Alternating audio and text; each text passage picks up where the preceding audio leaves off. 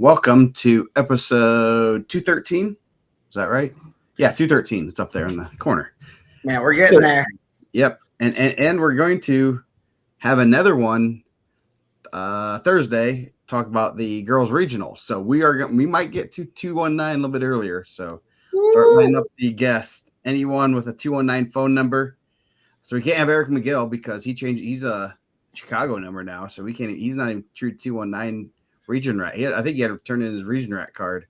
He did. It's pretty. He had to turn in that broken towel rack monitor. Yes.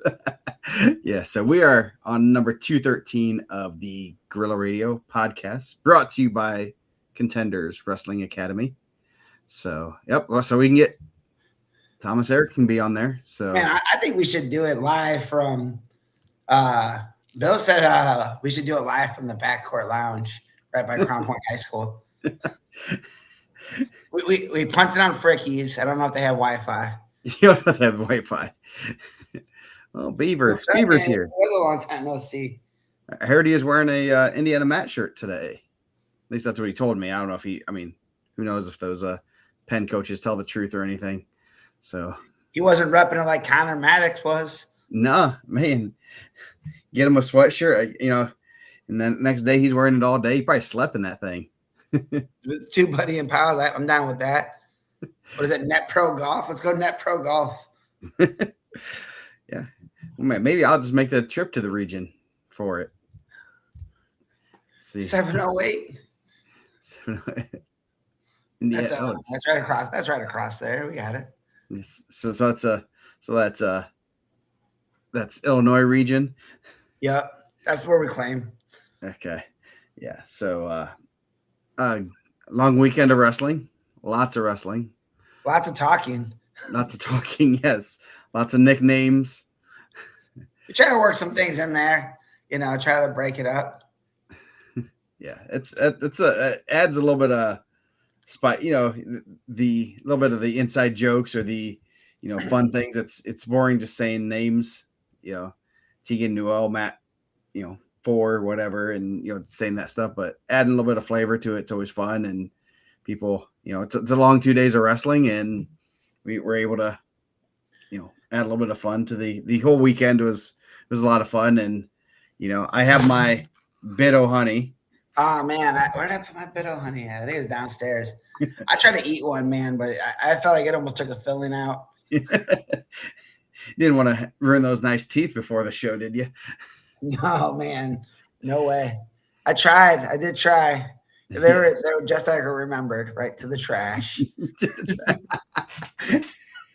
Yes, Coach O'Neill sent them over. Had a person send them over to us, and just I'm sure he saw the look on our faces, was like just shaking our heads and laughing because we knew exactly what it was. So yeah, good weekend. We were at the Al Smith. Always a great event.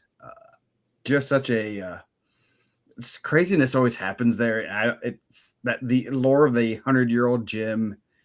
Fans are on top of the action. It's like it gets loud in there. It's such a cool atmosphere that I was just thinking, it was like, man, if they built a new gym, it wouldn't be the same. Yeah, I agree. I feel like I was telling someone I've never really watched wrestling in the other gym, so I don't know how it is in the other gym. I've always been in the main gym, or I've come for the finals when I was a spectator, or when I was helping coach when IndianaMat was there. I was in the little gym side. So, but yeah, they thank you, man. I appreciate that. I'll butcher some names, but I'll try to get it right. I take criticism pretty well. Yeah. No, the other gym just isn't the same. I mean, there's action in there, but it just doesn't have that lore. I mean, and I was talking to your buddy Travis Horn, and he said the Mishawaka gym kind of reminds me of the Mount Carmel gym that the Mount Carmel Crown Point duel was in. Just an old gym and just people packed in the way it should be. And the Mount Carmel one's really cool too, because they have that overhang. I mean, I guess it's kind of like an overhang there too, but I felt like that first year with the Mount Carmel duel with Crown Point, they were like right on top of the action. It was pretty wild. But Yeah, they had like 3 chairs. That's where people were sitting. There's like really no bleachers, and that, I mean, just the atmosphere, just the small gym with people right on top of you. It's pretty cool. yeah, I'm pretty thankful that obviously like were able to get involved, and they asked me to be on the mic, and um, even with the changeover and staff, like I had originally got asked by Steve, and that Benji had reached out, and they had almost a whole new crew this year, right?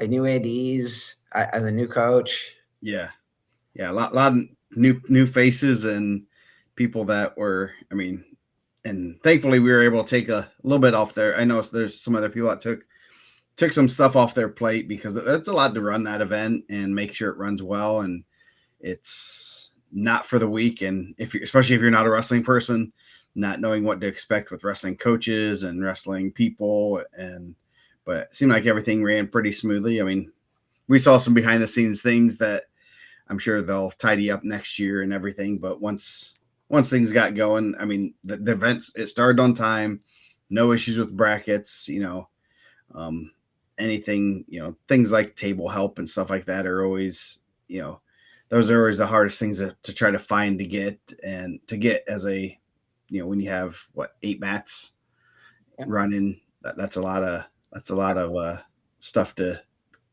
get Our going. guy Eddie P trying to be the guy. He kept asking for paper brackets. I think he took one of my pens and was filling out a paper bracket for his records.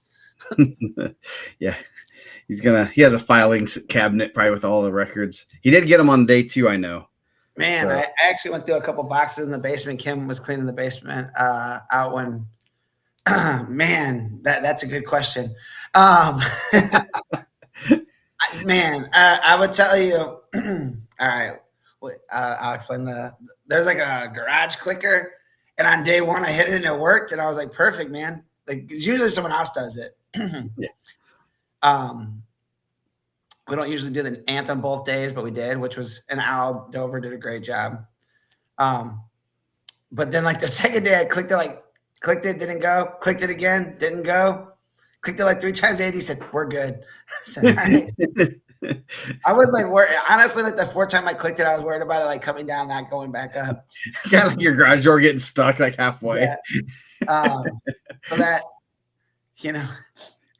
I'm trying to be patriotic and, honor the flag, but also get the flag to come down. So that was tough. That was a tough moment for there. Yeah, you didn't realize that was a part of the job when you. I mean, and we had to hand out trophies too. We had to hand out trophies. They cut the mic. I was like, "Do you want me to yell and tell how point they won?" Or I wrote some of the stuff on the way in, some of the reads. Like, luckily, I've done it a couple times, so I know. Like, it was really cool that Al Smith was there. He wasn't there last year.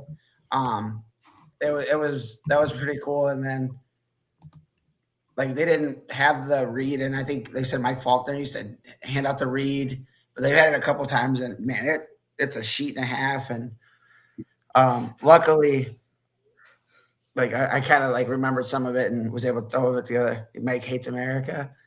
Yeah. Don't you say that? Yeah. The original one was like a 6-page thesis. Yeah. And I think a couple years ago you narrowed that, you put that down to about a paragraph, which was concise and everything, and then that's pretty much what you read this year. So he's an incredibly humble guy. I think he's Al's like he's not there for himself. Like, he's not there to like get the spotlight. I think that like kind of doing it up there. I don't know him personally, but I don't necessarily always feel like he wants that whole, all the glitz and glamour and have him go out there and shake, But I do think that he should be honored. Like, obviously, this was something that he put together, and he was there, and it was really cool.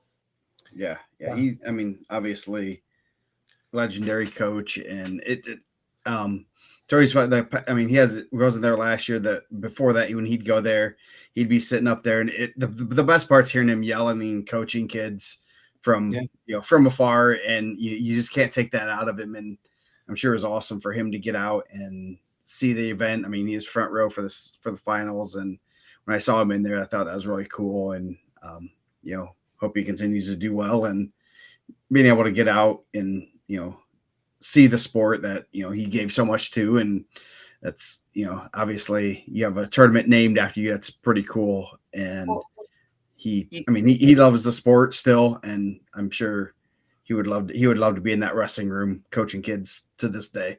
Well, I think like even like the trickle down from that, which is like the bigger impact of someone like Al, is the people that he coached, and then the people that has gone into coaching that he coached, and the people that he's coached, and the group that's gone into coaching, like Derek Snyder and those guys, and then the group underneath that's gone into coaching. And I think that's just a true testament of like how it goes, Like I always say I had a really good role model as a coach that like really helped grow my passion for the sport.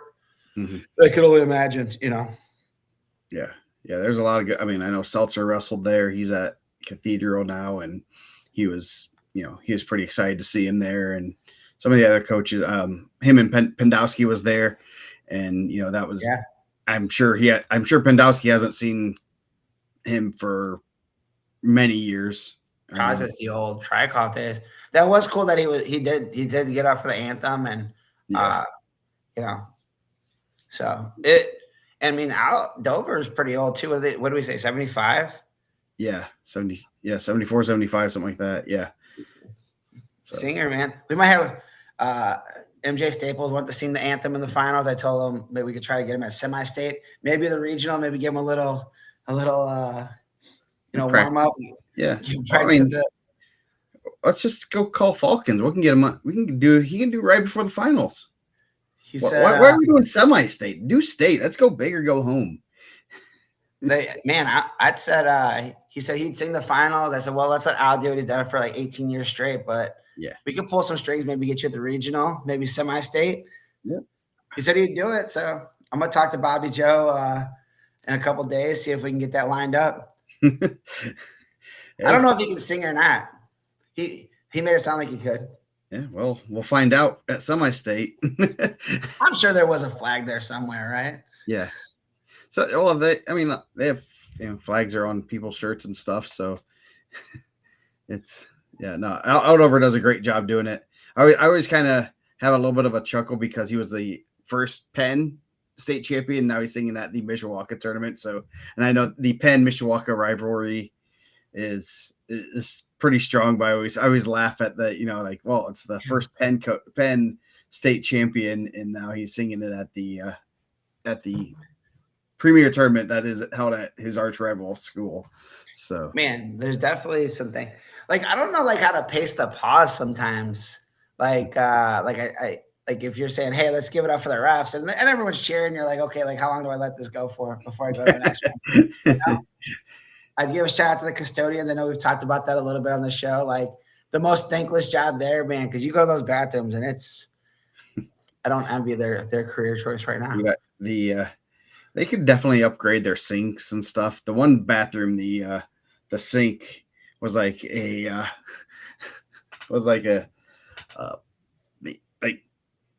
power washer, scrubbing your hand like So. So that's always when I was real nervous. I'm not gonna lie. When 1.5 seconds. I tried, man. Usually they give you a list with everyone's name, and I was like, man, I literally told the coach, hey, man, I'm not gonna say everyone's name. I'm just gonna say the officials. I was nervous because we had a corded mic. We didn't have the wireless mic this year, and I had to undo the mic, take it off the stage with no stairs, and give it to Al Dover. And I was like, man, if I fall, I'm going to retire from wrestling. I won't be on Gorilla Radio. It'll just be like a backdrop without me there. RIP. Because, dude, everyone's bags were right there and stuff. And I'm trying to be as smooth as possible. And I'm like, dude, this is going to be the time I trip over these bags. It's going to be awful. Yes. And I do a pretty good job of not saying swear words and bad words on Gorilla Radio. But I am a cusser at heart. So if you talk to me off the air, there's, I tend to use colorful language, and I'm sure if I yelled and that mic was hot, there'd be some swear words.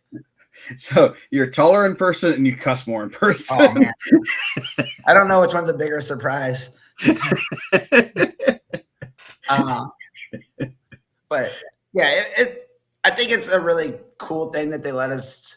And I don't know how a lot of the other tournaments do it. I don't know. Like obviously, like I announced the harvest. Like a lot of years I did the harvest, but right now we choose to play that weekend at exposure camp, and then the Al Smith, and then a little bit at the semi-state. But I like to think that like it's not like taken away from people. Like when it's time to be serious, it's time to be serious. But you really want to, kind of break it up. Like obviously, if you watch the show, we've talked about Tegan and the East Chicago semi-state. Someone asked me, like, they're like, "Why did you do that?" I said, "When you're at East Chicago, the announcer was like, he got fired up, and he's like, Tyjon Newell," and I was like, "Bro, who is that? Who's Tyjon?" And I see Tegan, I was like, "Oh, okay." And obviously, I said Diesel. The 1 year Fort Wayne Carroll, just Carroll, just Carroll. But like I'm usually pretty open. We were throwing out T-shirts from the stand. Joe brought a whole box of T-shirts. I don't know if that was a cool thing or not, but I felt like I did. I felt like I still had it a little bit. I was firing T-shirts everywhere. Yeah. Then of course we never had the right sizes, and so no, I got rid of them all. We didn't call the fight.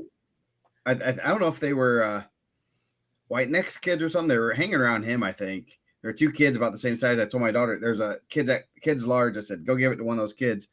And she gave it to one of them. And then she came back over to me. And then all of a sudden looked over and the kids were wrestling for the shirt. So, there's some Riley kids, I think, that like I told them I'd give them some shirts and then we were all out of their sizes. Then they said they're extra larges. Yeah. No 7X. No 7X. We didn't have a 7X. I think we need to get a 7X though.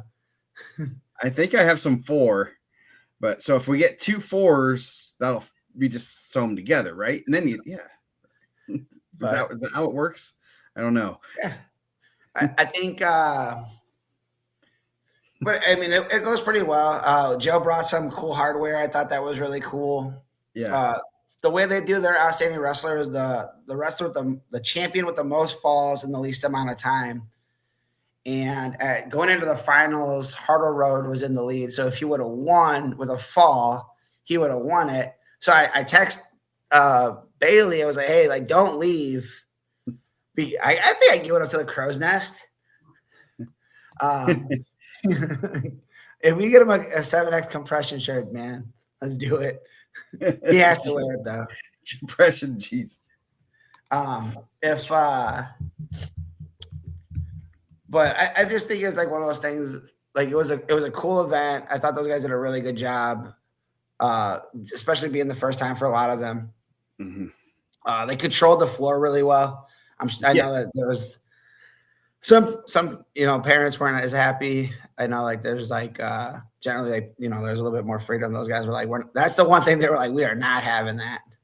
Yeah. Which is good for us, so we can see the mats a little bit more and call people. They lowered my table down to humble me a little bit, I think. At one point, they asked me if I could just stand the whole day without a chair. I was like, bro, this is a long day, man. I'll stand up a lot, but I don't think I can stand the whole day. Yeah. But yeah, no, I really do like that we've helped incorporate some of the stuff with the seating and being on the mic and just being there, doing some interviews, and just everyone there does a good job. They all do it for the right reason. Yeah. Dude, I know Tony got a little bit better. Tony does have a better, not even a little bit. Tony has a better arm than I do. So Tony throws harder than I do. He throws it further than I do. So yeah, I guess and if you haven't seen the interviews, my daughter she interviewed a few of the champions. It's kind of a different take, the new age kids thing, and it's actually kind of funny. I definitely Shepard's imitation of his coach was by far spot on, and I about wrecked when I heard it.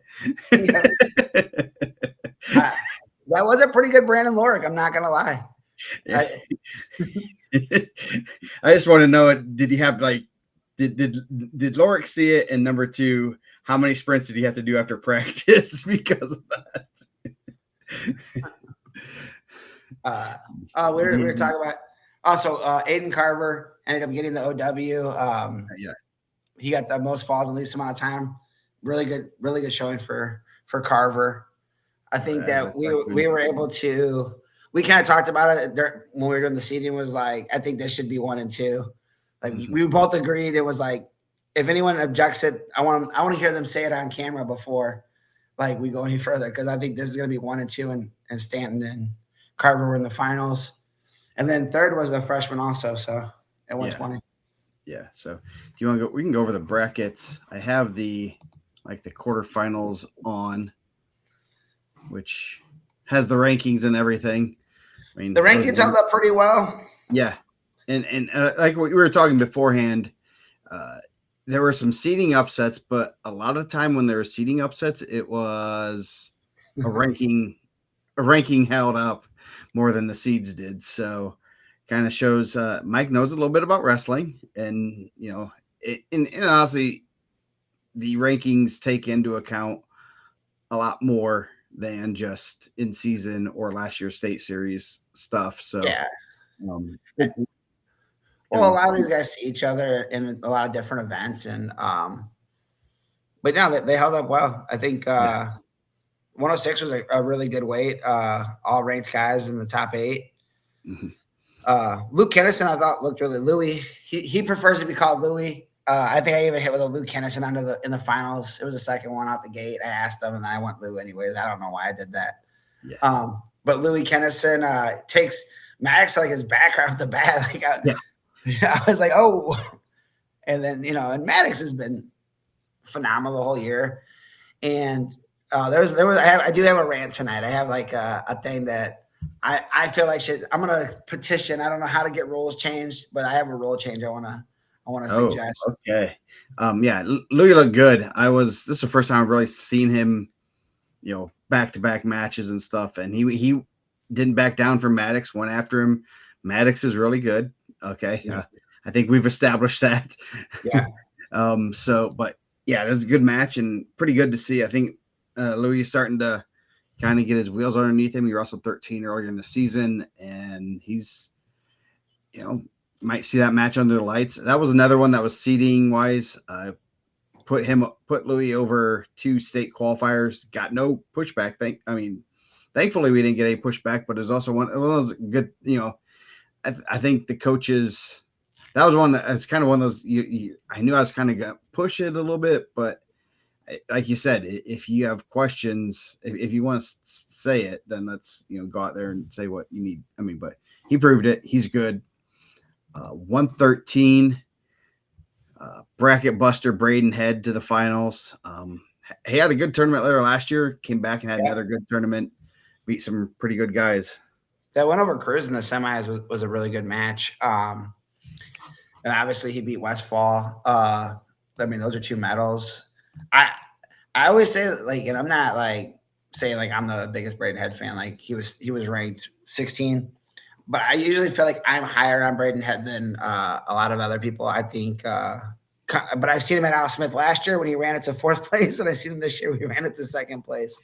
So if state finals are held at Mishawaka, there's a good chance he's going to make a pretty good run.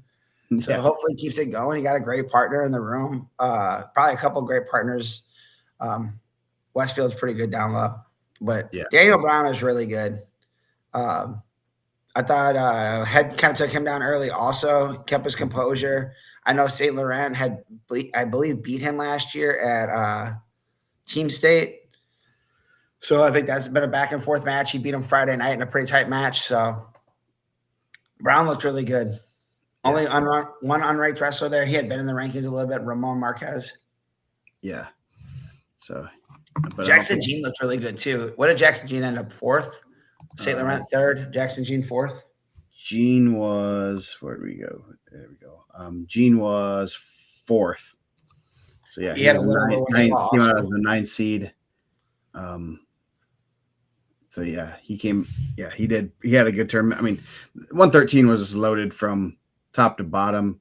Arruda was was 5th. Westfall, and the number 2 seed, was 7th. He beat Heisler for 7th. I mean, just a deep weight class overall. I mean, I think there were 9 or 10 ranked guys in the weight class, so there wasn't much room on that podium for 10 guys. I can say that much. So that Blevins and Cruz match was really good also. Mm-hmm. Nick Freeze looked really good in that. I thought Nick Freeze wrestled really well. Yeah, he was 6th. So just a great weight class overall. And these guys, kind of probably more messed up the rankings than anything, just trying to, because everyone beat each other. And so we'll see how things shake out later this week. Start mixing them up some. 120, as we said, Carver,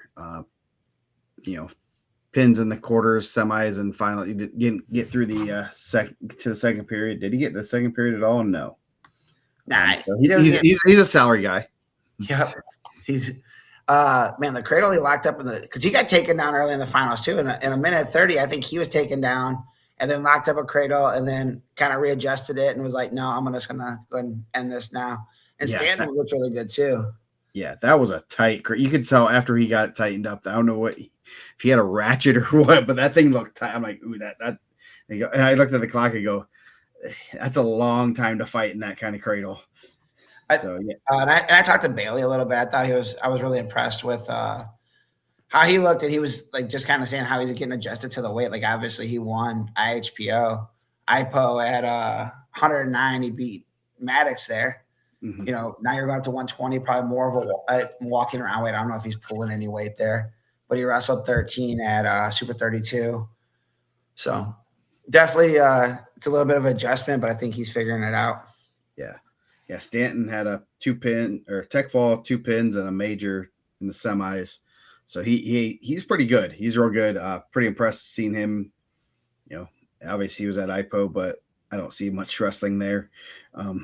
But yeah, he beat Major Justice Thrasher, who's no slouch by any means. Pretty solid weight class, but I mean, it's pretty.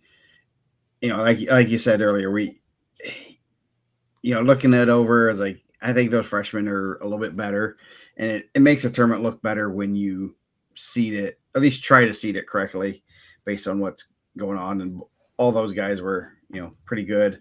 Ethan Alvarez, freshman, he looked really good. Ended up running it back for 3rd, lost to Carver in the quarters, and ran it back all the way 3rd, beating Center. Wait, I mean, you had a handful of guys with state experience in there too, right? Just not only just a freshman. I mean, Thrasher, Center, Chance Smith. So, so some guys with state experience and 3 freshmen, top 3. 126 for Dusko with his 2nd title. This was the rematch tour, right? Yeah. Yes. Yeah. He had rematch of the finals and the semis. And then rematch him and Strayer. No strangers to say the least. Yeah. Sectional, regional, semi-state, 3rd and 4th place match. So they like to wrestle each other. I think like one of the big, I mean, we kind of talked about it a little bit, was Dylan Marshall. Dylan Marshall, Center Grove, a backup, unranked, behind Don Brown. Obviously, Don Brown, really talented. He was there. Looks like he's going to make it back this year, hopefully, for Team State. But Dylan Marshall knocks off Jet McGuire, state medalist, and then knocks off Evan Kreiderman. He wrestled really well. Yeah, that was pretty impressive. And he did, of course, his coaches mentioned this right before the first round, that Marshall did have a common opponent win that would have put him over McGuire. And I know they Swain did send me a message like, hey, his record's like, I can't remember what it was, 13-2 or 12-3, whatever it was. He did send me that like before the seating meeting, but then that's really not going to get you seated in most weight classes. He was pretty fired up. I think he yelled, like, I told you, at me or Joe. I think he yelled at Joe. Yeah. I was like, told me, like, I wasn't even there, man. Like, yeah, he got a little excited. He was excited. Yeah, he gets excited sometimes. It's okay. Him and McGuire met in the wrestleback. McGuire won that one, but it doesn't take away. Dylan Marshall had a great weekend. Yeah, it's pretty cool. We had at one time where we had a backup that was pretty good backup that played. I think he plays fifth also. Had a good run. We knew he was a pretty solid backup for us. He was a senior. One of those kids that just you tried to get in the lineup. You knew he would help the lineup if things worked out, but just was behind the good kids pretty much his whole career. So it was pretty neat to see. It's always neat to see a backup place there and perform just as good. I mean, obviously, Don Brown's probably close to the five. He's probably maybe a little bit higher.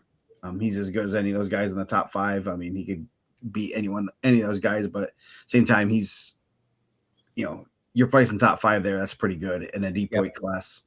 So, Julian Duggar, another unseeded wrestler that placed there. So, Brackett got busted with the unseeded guys there. So, they did have a couple, or no, was this the one where we had a couple guys that dropped out? Yeah. New Prairie had a seed kid that dropped out. I thought we might have had, so we only really had 11 seeds. No, yeah, we only had 11 seeds. New Prairie, I can't remember who was seeded, dropped out. 32, we had a couple guys that were injured that didn't wrestle, but good weight class overall. And congrats to those guys that, the unseeded guys that came through. And I mean, it's not easy to place there, especially when you seed 12, that there's not really there's not a path that you can go through without beating a seeded kid or two to place. Yeah, I think we were saying it before, like on the last show, like there's always going to be guys that come out are going to, make a name for themselves. And, that's definitely a way you come out and knock off a couple medals or a couple guys with state experience. Whether Dylan Marshall's in the lineup the rest of the way, that's just one of the disadvantages of being a school like Center Grove. I think people look at them and think it's rainbows and sunshine and, you go there and get great. But sometimes you can't go to 32. You have the champ. 26 is pretty good. 20 is a returning state qualifier. 38 is pretty good. So it's just a tough spot. I'll be looking for what he does at freshman, sophomore state and just kind of seeing, I think when you get the freshman, sophomore state, you kind of see where he falls in that mix and where he falls in the lineup next year. I think he's a junior, actually. Oh, maybe he's a junior. Then I'll be looking at ISWA. And IPO. And yes. Yeah. So 132, he had a rematch of the finals from last year. Bryce Malone over, I move my bracket. Malone over Gavin Lewis, 2-1. Just like last year, not much going on there. I think it was a stall call that kind of decided it. Unfortunately, just really both very similar wrestlers, and just neither can really score on them unless it's a pretty quick defensive type scramble fall. That's about the only time those two score at each other. He was pretty close. Royce was pretty close to getting it again. Royce always puts on, and I told you on his finalist sheet, last year, he's the squirrel hunting champion of Hamilton County. This year, he's the best hunter in Indiana. I don't know how to rank that. So I don't know if that's true or not. I don't want to throw that out there and have Brett Smith come tell me that he's not the best hunter, that so-and-so is the best hunter. But he said he's the best hunter in the state of Indiana. I didn't know if I should say that. And then someone fact checked me beyond the news. We fact checked the announcer and we decided that was a lie. Oh man. Is there a website for that? Yeah. Is there a website for hunting? DNR? Is he ranked in the DNR website? I'll have to ask Brett Smith. Brett, are you listening? If you're listening, tell us if do they have an Indiana Hunter website? I have seen his parents post some pictures. They look like they hunt pretty well. They're not lacking for the food, but I don't know if I would vouch for that. I can tell you a side story that I used to kind of almost work for this guy that had a website called deerspace.com, which was like a MySpace, but for deer. Deer's got on there and we're trafficking. They have their own profiles. No, what does a deer profile look like? I guess you were just putting your pictures of all the deer you shot and stuff and other things like that. So yeah, it was I don't think it's around anymore. He put It way should, more man. You money probably missed the boat on into it. yeah, put way too Uh, much money into his Deer Space stuff instead of the real thing, the cash cow. So they, anyway, I don't even remember I don't like what the stall call was. I thought Lewis looked a little undersized at 32, not in a disrespectful way. Like he just didn't look like a full 32. I didn't. Went back to kind of see today, like what if they had the weigh-ins on USA Bracket, and they didn't. But I thought Malone looked bigger than he did. So, and he was kind of like pushing him around a little bit, like kind of getting to the line. He got those stall calls. You don't want to see it decided on a stall call, but obviously he's going to have some Squirrel Hunters Anonymous. Malone, Kiros is super exciting wrestler. Beat Warren Brown, ran it back for third. Caleb Asa had a good showing.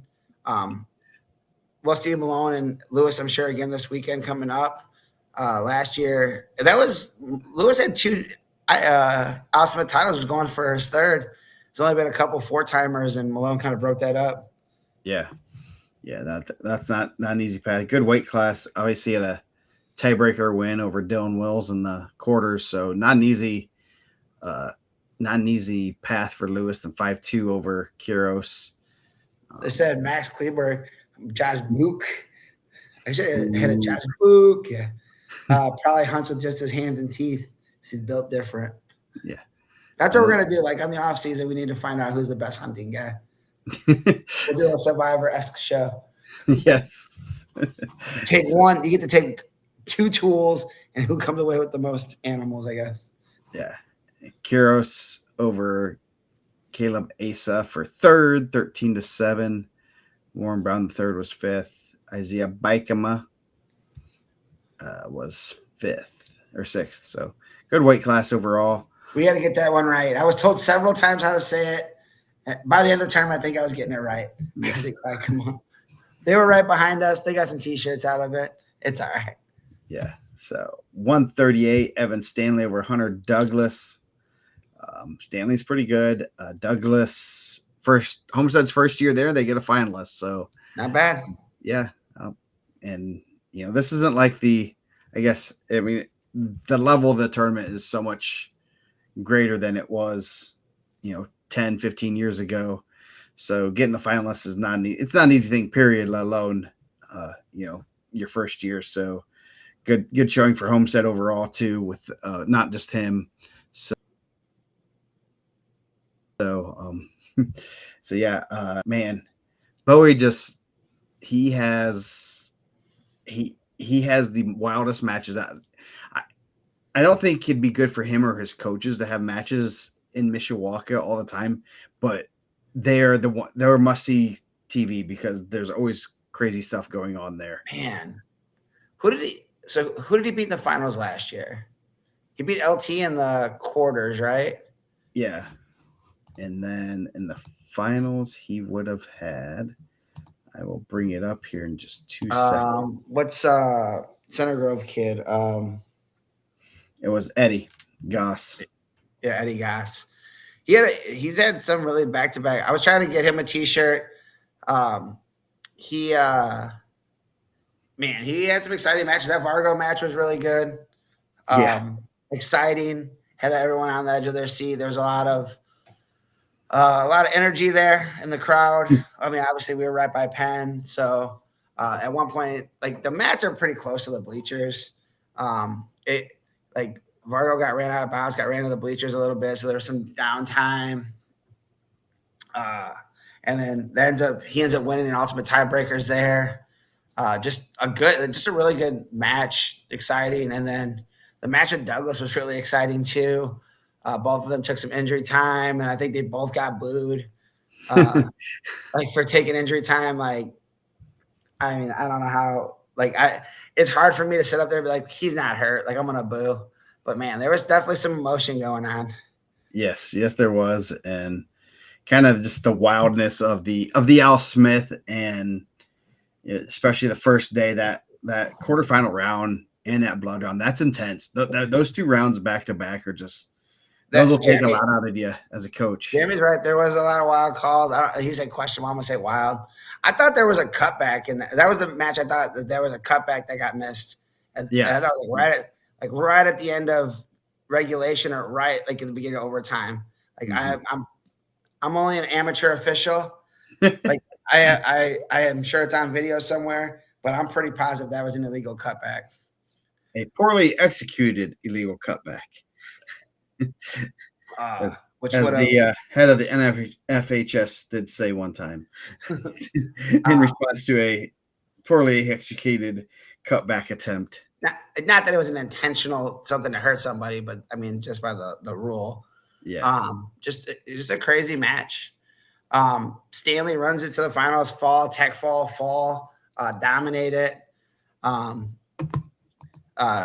Sessa, Farrell. I thought Henry Farrell wrestled really well. I thought that was probably the best I've seen him wrestle. What did he end up third? Sessa was no Farrell. Farrell was third. Yes. Too much cutting weight. It sounds like, Justin. Too much cramping. You get the electrolytes back. Yes. Farrell over Vargo for third and fourth.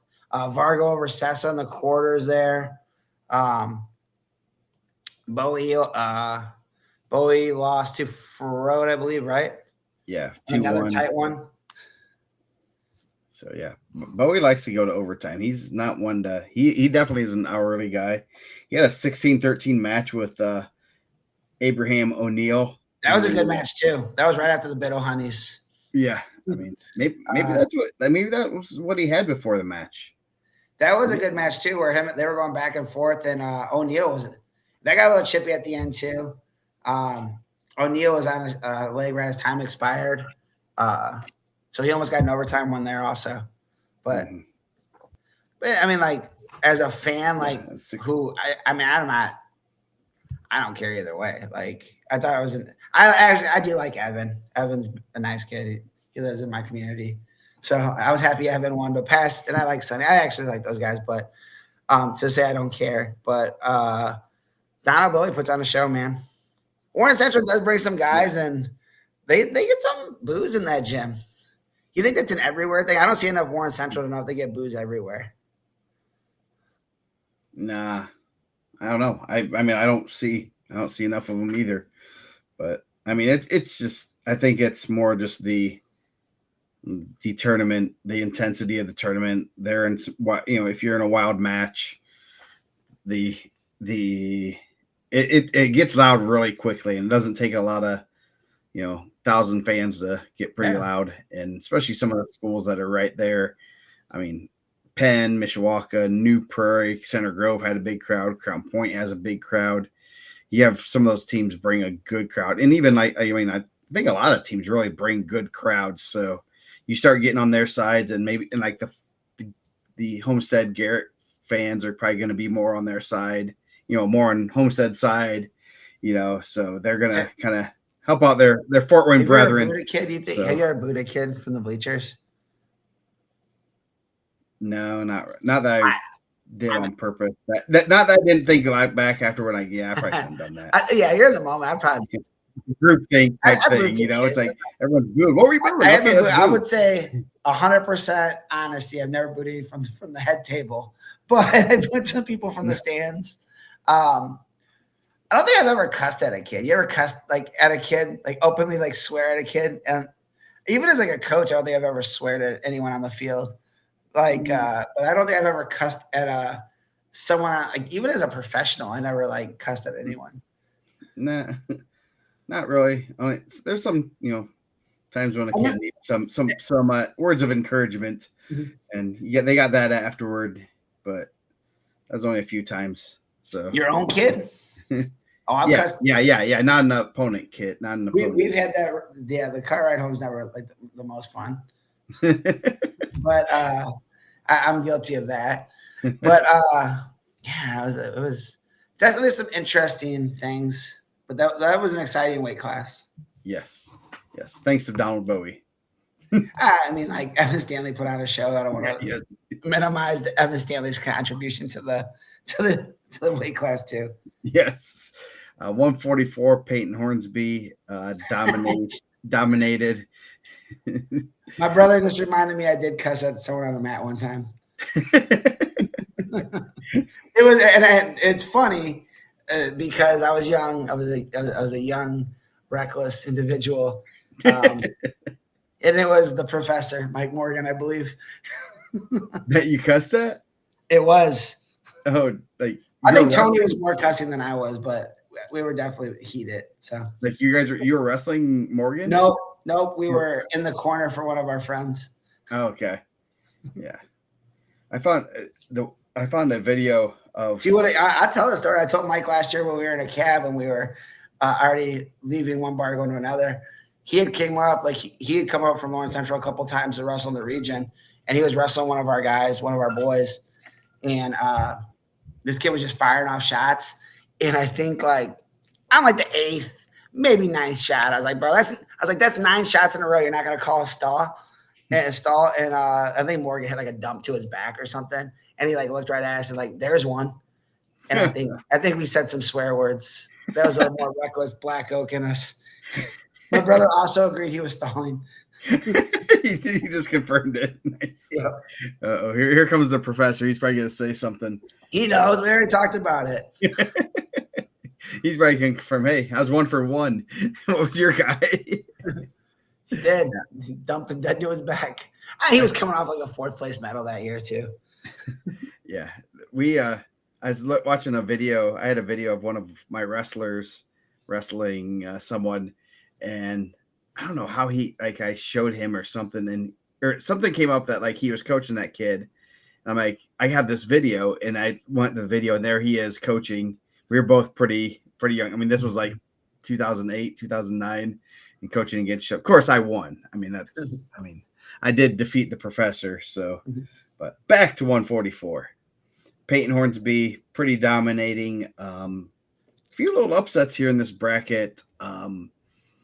Cash Mays was the second highest ranked wrestler, ends up pushing through to the finals. While it was a seeding upset, it was not a ranking upset. So he used to be at Brownsburg, was behind some decent wrestlers there, state champs and such, whatever. But we kind of knew, I mean, that's one of those ranking things that he didn't have the credentials that Tegan had, Amron Pratt, Dalton Robson. And so he kind of got put in a good spot for him to perform. But at the same time, he probably should have been the 2 seed if we were doing it by rankings. But. Yeah. I think some of those times, I always wonder, if you put him in the 2 seed with no criteria, would someone be like, well, why is he there? And I don't know, but it ended up working out. Yeah. I do think, probably Amron Pratt would have been on the other side. Mm-hmm. Maybe he had a shot at the semis. He has Cash Mays in the quarters. Tegan Newell, also known as Tyjon, also T Money, TNT. Nah, I ran out of stuff. So good match with Mays, ends up coming back for 3rd. Hornsby is really good. Hornsby looked really good in that finals match. We were talking about doing the best hair at the Al Smith. He's bringing back that in sync blonde highlights slick down. I had the same thing. I saw some pictures of it the other day. I rocked it. My brother rocked it. So I appreciate the grind. He killed. Tech fall. Tech falls don't count towards the OW points, but Bryson Bossomer was 5th at the sectional last year, ran it back to 6th at the Al Smith. That's a pretty good turnaround. Yeah. That was he was one of some of the teams like Concord that hadn't seen. They didn't have semi-state qualifiers. They didn't have those guys. It's really hard to kind of gauge where they should be. He ended up kind of looking at his profile and stuff. I think he was 4-2 at IPO, but that 5th place at sectional was just really weird. It was and end up finding out there's an injury that he had come back from probably too early, obviously too early. And then he showed out. Making the semifinals, beating Carter Hall, then Dalton Robson, ends up losing to him for 5th, but had a good tournament and lost 1-0 to Amron Pratt. So Yeah. that's I mean, he's in there with all those guys. So good showing for him, and kind of showed that, he's probably, I assume he might be in the rankings coming up, but I think so. that was Those are good wins. That's one of those, that's awesome for him, also for that program to kind of get in that spotlight that, hey, this kid's pretty good, and he ended up showing it. So congrats to him. Who bring back the frosted tips? Let's go. I'll be on my next team's call. So good weight class, 144. Hornsby, pretty good. Really good. 150, another guy that's decent. Clinton Shepard. Does a great impression of Coach Lorick. Yeah, at one point I thought like he was messing with me, like because he got like a bye, and then like he got 2 really quick falls, and I like was like, oh, I'm gonna see, because I thought he looked really good at Ironman, just the setups and everything. And I look over, he's like coming over, he's like, hey, what's going on? I'm like, bro, I just called you to the mat. He said, no, I'm done. I said, oh, all right.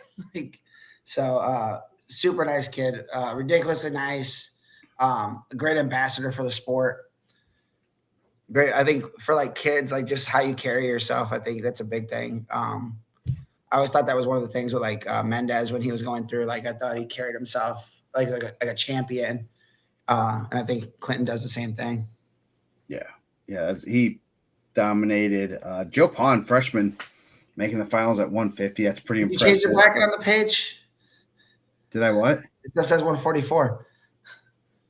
His thing on the page says 144. No, our thing, right? Is it on there? Oh shoot! Oh no, yeah. I was like, hold on. I'm looking at. I have the full brackets up on my other screen. Yes, yeah. Joe Pond beat a good Kevin Tom guy. It's been to state before. Then beat Hank Fennessy, who's also been to state. Yeah, who's really good. And in matches, he was down.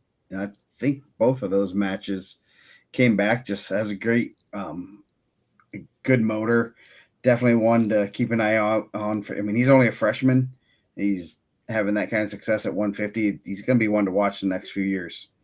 What did Marcus Malone end up finishing? I thought he wrestled really well. I thought like Shepard had the most, obviously a 528 tech, probably his longest match, probably all the matches combined didn't match 528. Malone was 3rd. He 5-1 over Fennessy. He beat Ian Hutchison of Homestead in the Conti semis. So pretty good weight class there. Hutchison ends up 6th. Caleb Patrick 5th. 7th was Sam Wolpert, and Christian Tapia was 8th. So good tournament for Sam Wolpert also. Yeah. He had a really big win in the blood round to make it to day 2. Over Preston Hammond. Good match there. Good weight overall. Also, I mean, past Shepard, some good kids, and kind of, good weight there. Probably 157. I guess I got this one now. Thanks, man. I appreciate it. Hiver William Vander Legaren over Jeffrey Hivert in the finals. Great match. Guys going at it. Hivert's really good. Did not look like he's really 100%. I don't know if it just took some injury time, and just that's not something he does very often. So he just I asked some guys too that had been on teams with him growing up. Like, when's the last time you seen him take because he took it in the semis also with Cooksey, and they're like, I've never seen him take his own injury time. So hopefully get healthy, but not taking anything away from William Van Litgaren. He wrestled great, and like he has a gas tank. He's gonna push the pace. He's the shot after the injury time in the 3rd period. Hivert was so deep on that shot. Like I was just talking to my brother about it today when I was driving home. Was like he was almost like shocked he was in so deep, and like Vander Legaren like fought it off. and it was he ended up scoring from it. Really good match. I think he ended up getting some back points at the end too, right? Because I think he was tied, and then he like cut him loose to tie it, and then ended up getting the takedown. Yeah, takedown on back. So at 57, you bet if you're gonna wrestle Vanderlei Garen, you better have a gas tank. He's gonna go at you for 6 minutes, 6 minutes plus. And he's so tall, and he uses his length really well. So it's a great, he's a tough matchup, especially with that gas tank, and it's one of the things that we were talking. I think we were talking on the way home or whatever about some of the just. It's interesting seeing some of the. One of the best things about going to that event as a coach is you get to see kids and teams from different areas that have a little bit different styles, and you have that region style that you can tell a kid, hey, there's a region style. They are in your face, they're intense, they're physical, they have good gas tanks, but until they see it and feel it, they really can't. It's hard to fathom it. And then I even think Center Grove, I think it's kind of the Swain kind of has a region style. They're always great gas tanks, always in your face, very physical, a little bit different, a little bit more finesse, I guess you'd say with it, but it's a kind of a Southern, region style. Columbus East has that same kind of style in your face. They're going to grind out matches. They're not going to let you get anything easy. So it's kind of interesting seeing that. Bloomington South, another Southern team, they kind of have a more of a grinding style. They're going to just wear on you. They're all strong. They're all big. And obviously they have good gas tanks too. It's interesting. You get to see all those different types of styles, and it does help those guys that see that kind of style throughout the season, and they can adjust quicker. Yeah. Shout out to Griffin Ablin of Crown Point. I know they've had a couple guys in that 57 spot, but he showed out on this weekend. Got himself a place. Crown Point placed off 14, unranked. It's been tough to kind of. I know they had Devin Roberson in there a little bit. I know there's some talk about some other guys moving in there, but sounds like that spot's starting to get settled for those guys, and he had a really good weekend. Yeah, sixth. Lincoln Underwood was winning that Cooksey match and having a medical default out of the tournament. Hopefully, nothing too serious. Cooksey's a dangerous wrestler. Like he's a guy that can definitely put you away in a lot of different spots. The match with Hyvert was really good. 5-3. Yeah. Hyvert ended up winning that one on the mat too. I think he got a reversal and some near fall. Cooksey took him down. So I think a very underrated part of Hybert's game is his top game. Yeah, and obviously, he didn't look to us. He didn't look like he was 100% no matter what, but ends up finding a way to win against a real good wrestler. Tells you he's pretty good, and if he gets a little bit closer to 100%, he's a dangerous guy at 157. So Jack Davis doing the double dip this week. Got third. Was he the only placer for Chittard? Yes, he was second at the Connorsville, and then third at Al Smith. So I guess no one wanted to do my. They had the comparison of the champions from all the big events, and I'm like, well, let's do like fifth place finishers, and they didn't want to do that. I don't know why. The depth at Al Smith is crazy. The top at some of the other ones, it could be close, but the overall, and I didn't agree with all those matchups either. Yeah. But the overall depth, for this tournament is unbelievable. You're getting tough matches. If you make the day two, there's gonna be a lot of tough matches. Yeah. Even the last two wrestleback rounds on day one are gonna be really hard too. Yeah. 165, Maddie, MJ, Matthew. I don't know. What do we call him? He put MJ on the final sheet. He wants to be MJ, songbird of our generation.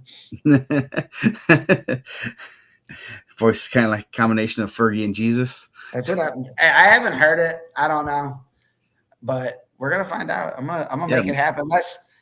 If he wants to do it. Can you? Some people over there. Can we get like a little bit of a taste of it? Maybe he can even sing us our intro or something. I think he was messing around, and I think that now we're going down that lane. I don't think we can We can't turn back now. No. You open your mouth to the wrong person, you're running with it. Dude, I'll make it happen. So he's also really good at wrestling. Dude, he's really good at wrestling. So He's good at having a good time too. I think he's enjoying it. It looks like he's enjoying wrestling. yeah, and that's pretty important, especially when wrestling. I don't want to say it comes easy because he obviously works very hard, but he's not getting. He's a lot better than a lot of guys. End up pinning or tech falling everybody. So he had a good weekend. He beat Owen Porterfield in the finals from Center Grove. He had a little bit of an upset over Ben Clark. Hayden Mansilla was third, came out of the 5 seed, but he was the third best ranking wise. So kind of one of those where the rankings didn't really match up with the seeds, but Porterfield looked good. A solid guy at 65 for Center Grove. Caden Roberts from Jimtown. Jimtown had 2 placers. Shout out to them. To the Jimmies. He was 6th. James Grimmy, not Grime, was 5th. So some good weight class. I mean, obviously Staples, the class of that field. Yeah, he's really good. Like I said, he's enjoying being there, which is a big part of it too. Like he looks like he's having fun. Yep. 175, kind of the feature weight class of the tournament. I know a lot of people. Oh, we didn't even say at 57, Joe had a little gorilla head he handed out to some of the wrestlers. William Van got one. Yep, Vanderloo Garen got one, and we already kind of determined the 175-pound champ was going to get one just because this was a deep weight class. And I guess I should have probably put this on the graphic that there's 2 number 4s, and Van Tichel was ranked 4 at 165. But a lot of really highly ranked wrestlers here, really a deep weight class. I mean, you had top 6 guys in their weight classes. End up living up to the hype. Really, I think it was a meat grinder, and Breedlove tiebreakers over Van Tichel. Lincoln Cooper looked really good over Israel Sinnott. Carter Fielden over Caden O'Neill, and then Freeman over Granger. And then the semifinals went to the 2 underdogs, Lincoln Cooper over Fielden, and then Sean Breedlove in overtime over Freeman. That was a wild match. That was a wild match. Freeman looked real good, and he was up 10-7, gave up a late takedown on the edge. They originally didn't give it. Referees conferred after some encouragement from the coaches, and then gave them the takedown, and then Breedlove got a pretty slick takedown fairly early in that overtime. Man, great match. I mean, just 2 guys getting after it, scrapping 13-10, and guys are getting after it. Outside of that shot from Vinny in overtime, I really did thought we were kind of saying it up there. I thought his attacks looked so much better than they did last year, and you could tell he put a lot of work in. I was surprised, and I know again, I'm only an amateur official. At what point did they award the takedown out of bounds, and at what point did it change? Like obviously they went to the table, they changed the call, but at what point do you award the takedown? Like if you're not giving the takedown, and now what is like the definition of like dead time, like bad time when you go back? Yeah. I don't know how that works. I've really never seen them, reset in that type of position and add, 10 seconds of the clock or whatever. I mean, there was less than 10 seconds left when they did that, I think. But so if the takedown is like, and I'm not saying it wasn't down, it looked like it was close, like he's there. Now, if you award the takedown right away, he has 10 seconds that he's essentially going to escape, right? Like at that point, he's probably not fighting that takedown in that position. He's probably trying to get the one, which in that situation, he's essentially holding onto his chest in like a sit-out position out of bounds. Probably pretty easy to get away there. Yeah. So that's a tough call on both ends. Yeah, and I don't think it was the wrong call. I'm not saying that. Like, I'm not familiar with the bad time call, but like I know from the Drew Hughes, DeAndre Wilson match when Drew was a freshman, that's kind of like a situation. I thought that was similar. Mhm. Cooper returning Al Smith champ. That was a returning Al Smith championship match. Breedlove looks good. He bumped up at 190 and beat Kyle Harden earlier in the year. I think when he was a freshman, he wrestle? He had to wrestle above the weight he needed to be. Then last year, I think he was cutting pretty good to get in the lineup, and now I think he's probably right around his natural weight where he needs to be at. Freeman and Sanat in the wrestlebacks. Izzy looked really good in that match, ends up getting the win. I thought Griffin Van Tichel looked really. I'm a believer that I think Griffin Van Tichel is a better wrestler when he's up a weight. Like when he's walking around, I thought last year at like 65, I thought that was a more natural weight for him. And then cut to 57, I thought he looked less explosive. Beats Carter Fielden in that wrestleback round, and then he ends up beating Izzy, and Freeman ends up taking a forfeit from Fielden. Hopefully he's okay. And Granger ends up forfeiting to O'Neal. So hopefully he's okay too for the upcoming weekend. Yeah. But Breedlove looked awesome. Yeah. Yeah. And he had to beat Van Tichel, Freeman, and then Link Cooper back to back. That's not an easy task. And another one where I think we fought for him to get a higher seed, but I still felt like it was a low seed. He ended up being 6, right? And he wouldn't have been the 6 seed even in that, but he was probably – I thought he should have been the 3 seed. That Senate? No. Breedlove, yeah. Yeah, that was we had Freeman and Fielden both have medals. Van Tichel's been to state 3 times. Breedlove hasn't been to Senate. Went to state, so you got 4 guys with state experience. Then you have returning champion Breedlove, who he'd have been the 1 seed at 90. Yeah, he'd have been the 1 seed at 90. So I mean, yeah, that way. I mean, there's really no. You weren't trying to. Everyone was so even at that top six level of guys, so it wasn't a. I mean, you're gonna have to shake it out no matter what.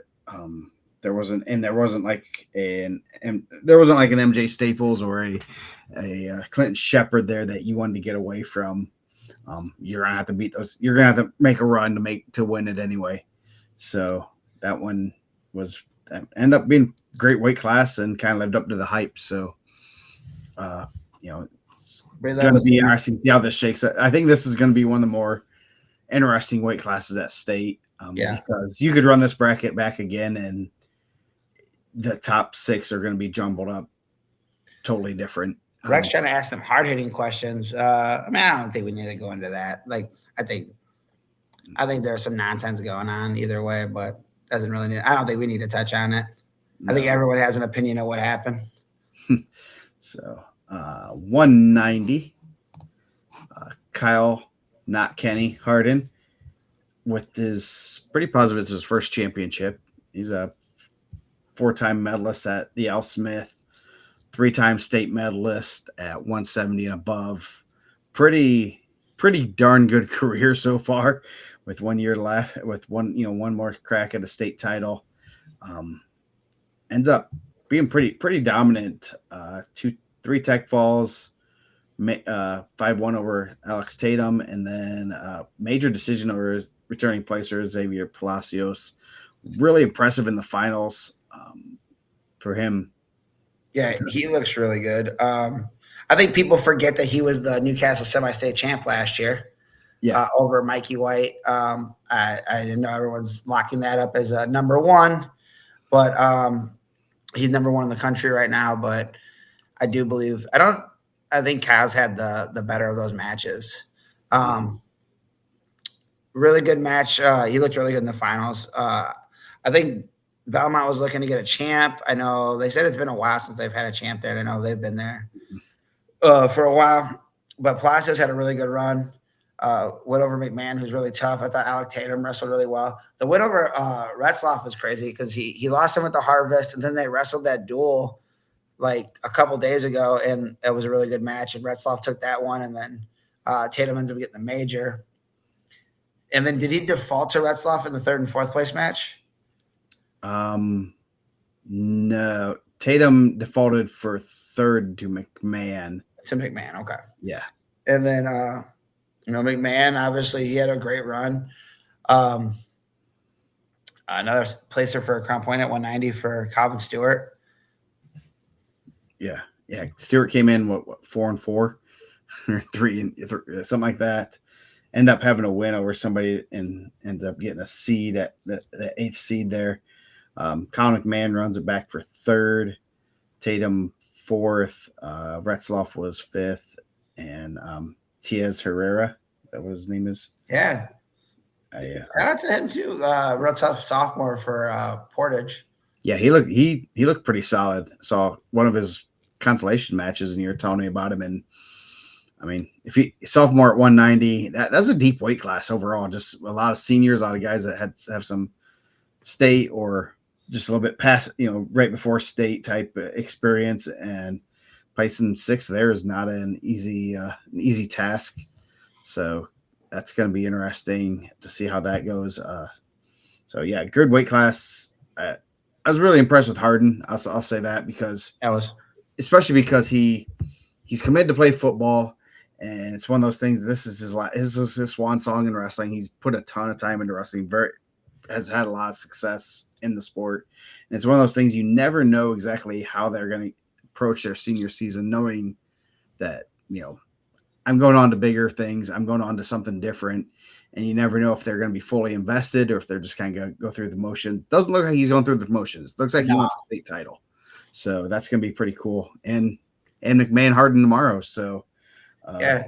Talking to Bailey, it sounds like they're getting a lot of really good guys in there to wrestle with them too, which is that's good. Some guys that are coming in and give them different looks, and which always helps. I mean, I'm sure I don't know how many placers that Cathedral had up top. I think he was the only one, right?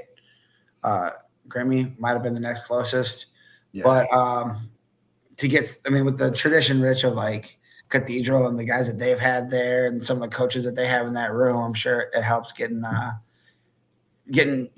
just not being able to whoop everybody and having to get pushed some. Yeah. So I don't think Bailey's big enough to handle him. Logan's not small, right? What size did Logan win it at? Logan wrestled like 157, I think, his senior year in college. Maybe they're getting Blake in there. Blake's been around. Yeah. Blake's helping out at HSC, I thought. So not Blake. I don't know. He didn't tell me who. He just said that they're getting some. Man, but those guys are at UIndy, so I'm sure they know some people. Yeah. Oh yeah. There's some guys to roll with them. So 215. Another champion that's pretty dominating. Cesar Salas. Almost went 6 minutes one time. 3 techs and 2 pins. He's pretty good. Not the deepest weight class, but some pretty good kids in here, kind of in that area that you're probably looking at to kind of sort some guys out, see how good, where do they all, this is always a great tournament for rankings to kind of, you've been like, man, I think this guy's like a 15 to 18 guy. And all of a sudden he has a good tournament. Like, well, maybe he's a 8 to 12 guy, or vice versa. You get to see a lot of guys mix it up and kind of see some names that you're wanting to see where they're at with different competition. Brody Eichelman from Zionsville. I know you were pretty high on him. Obviously, he was the highest ranked guy in the second highest ranked guy. He ends up, running to the finals. Another seed upset, but not a ranking upset. There's some other ones in there. Aiden Hunt from Garrett ends up running back to third. Clayton Miller, Columbus East, was fourth. So really good weight class overall, and some guys that are going to be mixing it up at the semi-state and ticket round and state stuff.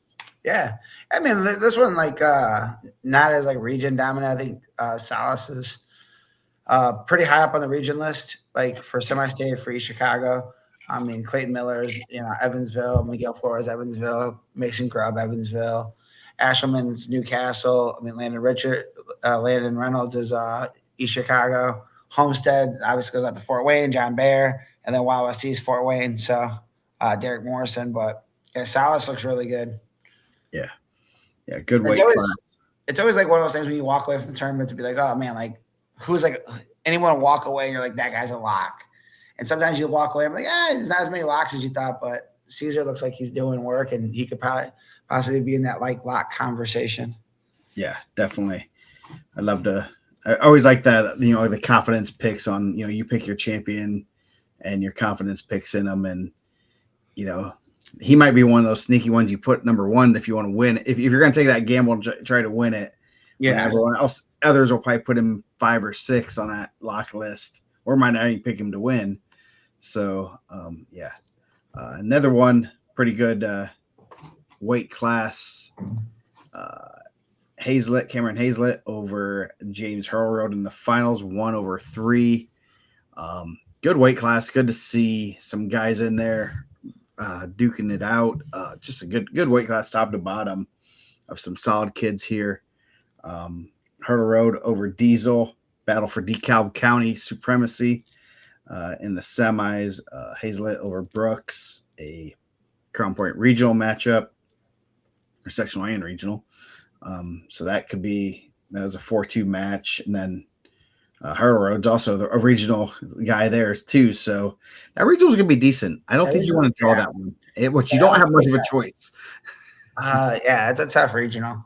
To say the least. Like you're having 3 pretty good guys. Yeah. I mean, one of those guys could possibly hit Declan Guard. Yeah. So. Yeah, that's one of those guys is going to be third. One of those guys is going to be second. Yeah, Diaz one will be first.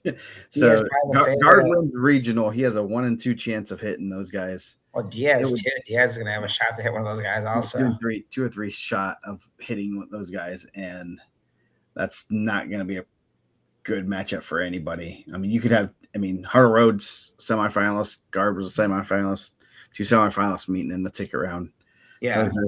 That's one that's one we've been kind of eyeing for a while, and it's none of those guys can go anywhere. It's not like they can go up a weight class or go down a weight class. No. So you're gonna have to bite the bullet and see what that's one of those weights that we're gonna probably have circled, that when those brackets come out, that's one weight you're probably gonna jump to real quick.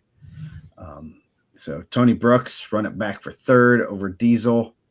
Yeah, I think Tony Brooks is, and I told you going to that match, I think him and Cam have had growing up very close matches, like very competitive. I don't know if they've always been close, but very competitive matches. Mm-hmm.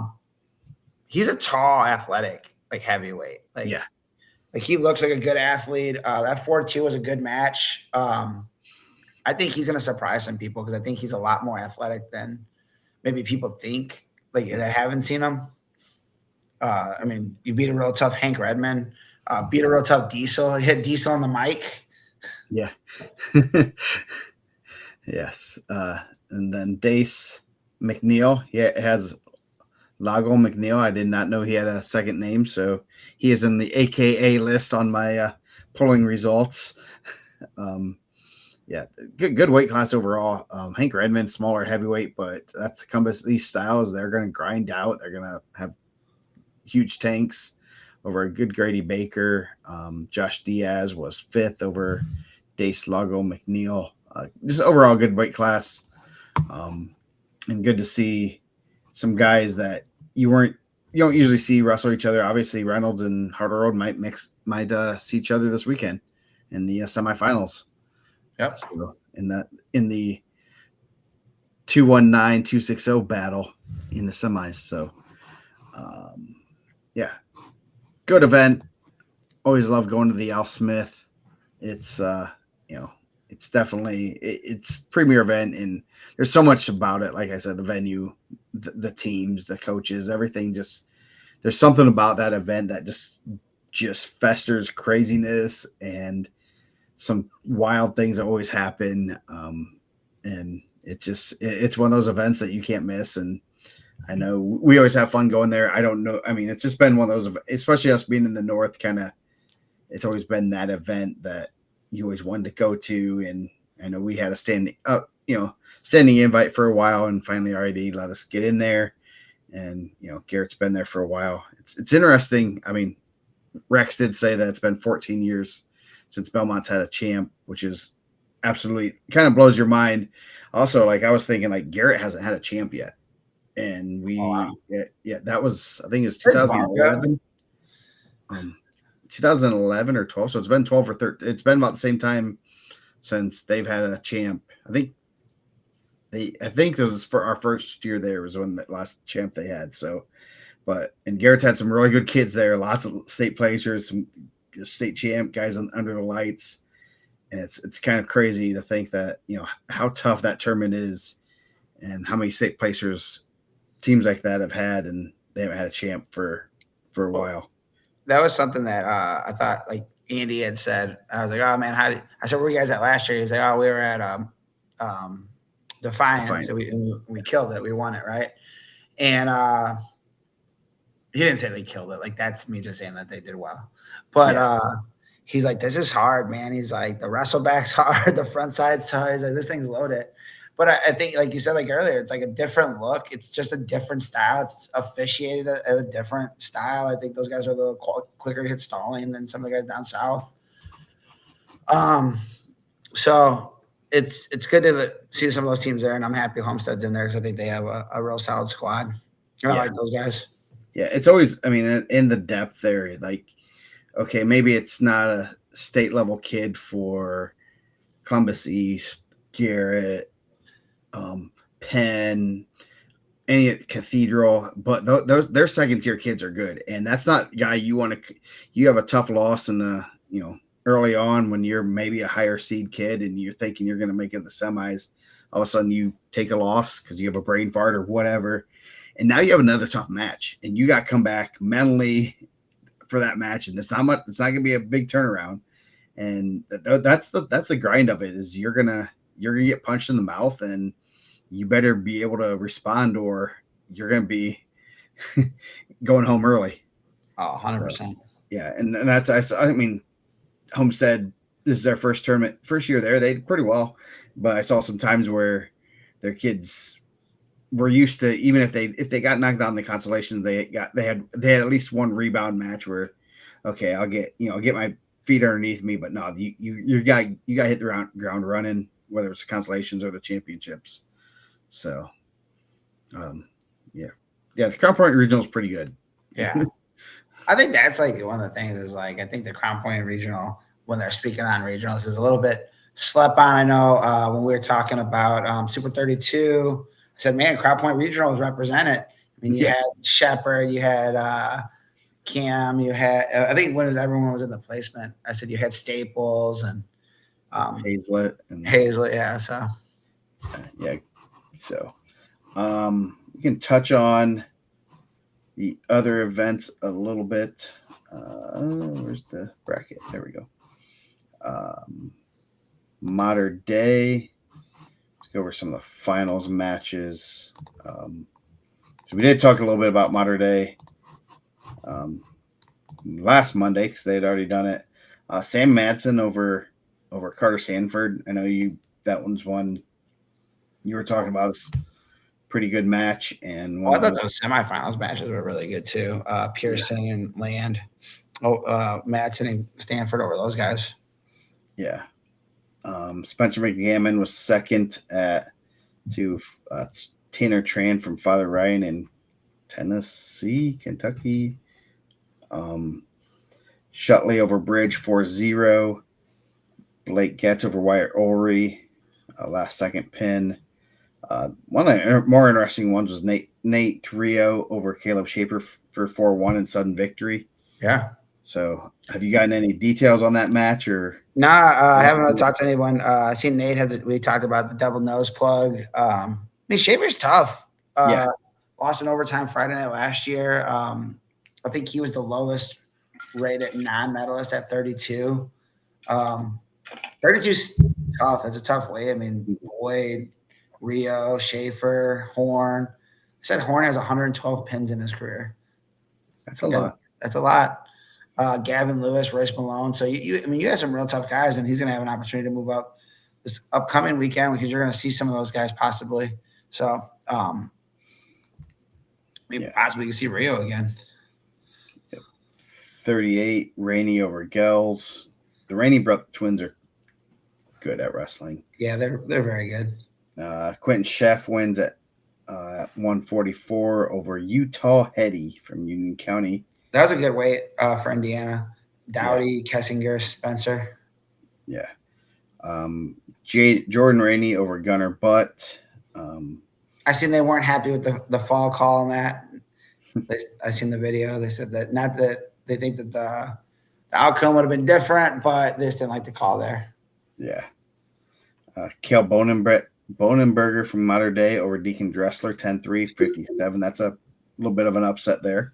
Yeah, Deacon Dressler is really good at Carnahan too. So I think Kale Bonenberger could jump to Mater Dei. I know I always had him on the watch list or right in the rankings when he was at North. I think that's a good fit for him there. And then Camden Bauman over Asher Ratliff, 5-2. That's another good one. Oliver Haylett was 4th. So a good weight class there. Good one for Bauman. Tyson Barrow over Griffin Larson at 175. Matthew Schrader, Mater Dei 3rd over MJ Morton. Eli Jagier won at 190. Caden Thacker, 215. And then Catfish over Elijah Stokes. Catfish is pretty tough, and he's kind of flown under the radar with the other guys. So we'll see Catfish Cam Hazlett this weekend at 3A. Oh yeah, that'd be a good one. I'd like to see it. Catfish is tough. So you go watch him scramble with Giorgio. Moves well. Yeah. The Spartan Classic. The well-seeded Spartan Classic. Yeah. The seeds did pretty good there also. A little bit harder to seed that with not as much like state level experience and stuff. 106 Cam Schofield over Joey Warner, 3-0. That's a good match though. That's two high level guys. I think the semis were pretty good there at that weight too. Who did Joey beat in the semis? Or Schofield beat in the semis? Oh, Jalen Davis in there. Connor Cleveland. That's a good weight. Yeah. Ian McVicker stays undefeated from Mississinawa over Isabel Kaplan. Isabel Kaplan, they said, had over Leo Oatman. Was losing and getting a fall at the end of that match. McVicker's over 100 wins now. Yeah. Seth Lamb from the Fighting Deeps over Joseph Mendoza, Benton Central. Yeah, that's a good weight. I know Merchant's been in the rankings. Blake Harris had a really good day. Carson Weiler's had some good wins. Flushman's a recurring qualifier. Forgy was in the rankings. Huge win for Seth Lamb.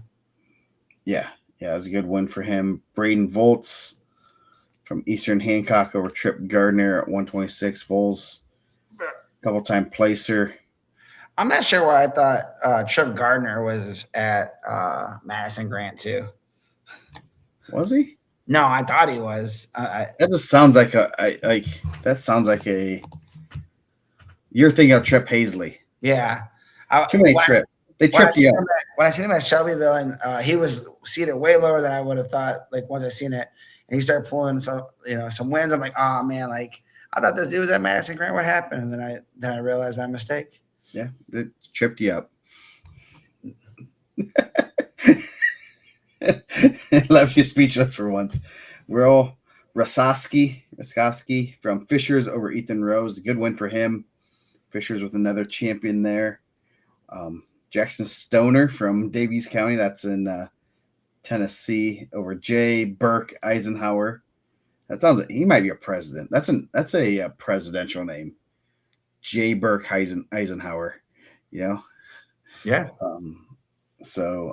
Griffin Klein had a good win over John Vaughn there. Klein freshman for East Noble, the Fighting Sams.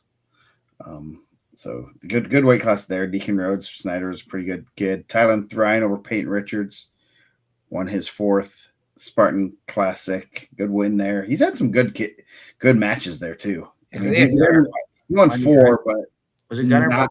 Nothing easy. No. That Richards match is didn't they wrestle at Carnahan also? Sure. I don't know, but yeah, Thrine's pretty good there. I can check real quick. 144 Keegan Joaquim over Adam Brewer Batesville. Jackson Smith and Greg Jones. Jackson Smith of Heritage Hills, and Greg was 3rd. Jackson Jones 4. Yeah. Yes, they did wrestle. It was 2-0 Thrine. So 150 David Faliola remained undefeated for Decatur Central over Brayson Sykes of Fort Wayne Carroll, or just Carroll, as some people like to say. Strain in there, ranked. Ashton Goni, returning state qualifier. Per USA bracketing, Andrew 6'7", Wilson. Did he not make weight that day? I believe he did not make weight. He was 6 or 7 over. That's what I heard. 6 or 7. Wow, that's bad. I don't know what, man. I do have to say something. These government names are definitely tricking me up on this USA bracketing stuff. You have Jay Eisenhower, Andrew 6'7", Wilson. You know, this is kind of getting out of control here. Man, I can't believe his parents had the foresight to name him 6'7". Probably gets so many laughs. They're probably time travelers. Jokes are free on Mondays, just in case anyone didn't know. Jackson Bradley, 157 over the well-traveled Jack Davis. Boomer Davis Hester. Is it Boomer or is it Davis from Charlestown? Either way, they're good names. So thanks, Sam. The 6'7" was because he was already the name was. Wait, you can't shoot the same names? What? Andrew Wilson's a common name in the wrestling world. I don't believe it. And there's not a lot of Jack Davises. I feel like Andrew Wilson can't be more common than Jack Davis. Yeah. Is it Boomer Hester or Davis Hester? I think it's the same person. I know it's the same person, but I just want to know. Yeah. Another one. Another of those government names. Over Micah Tante. I thought Micah Tante looked really good against Cooper in the duel with Columbus East. Ends up taking 4th in that weight. That's a really good top 4. Yeah. So I think I'm running with Andrew Wilson. That's his government name, Andrew 6'7". Hey, however they want to track it, I'm here for it. You can be whatever you want to be in my world.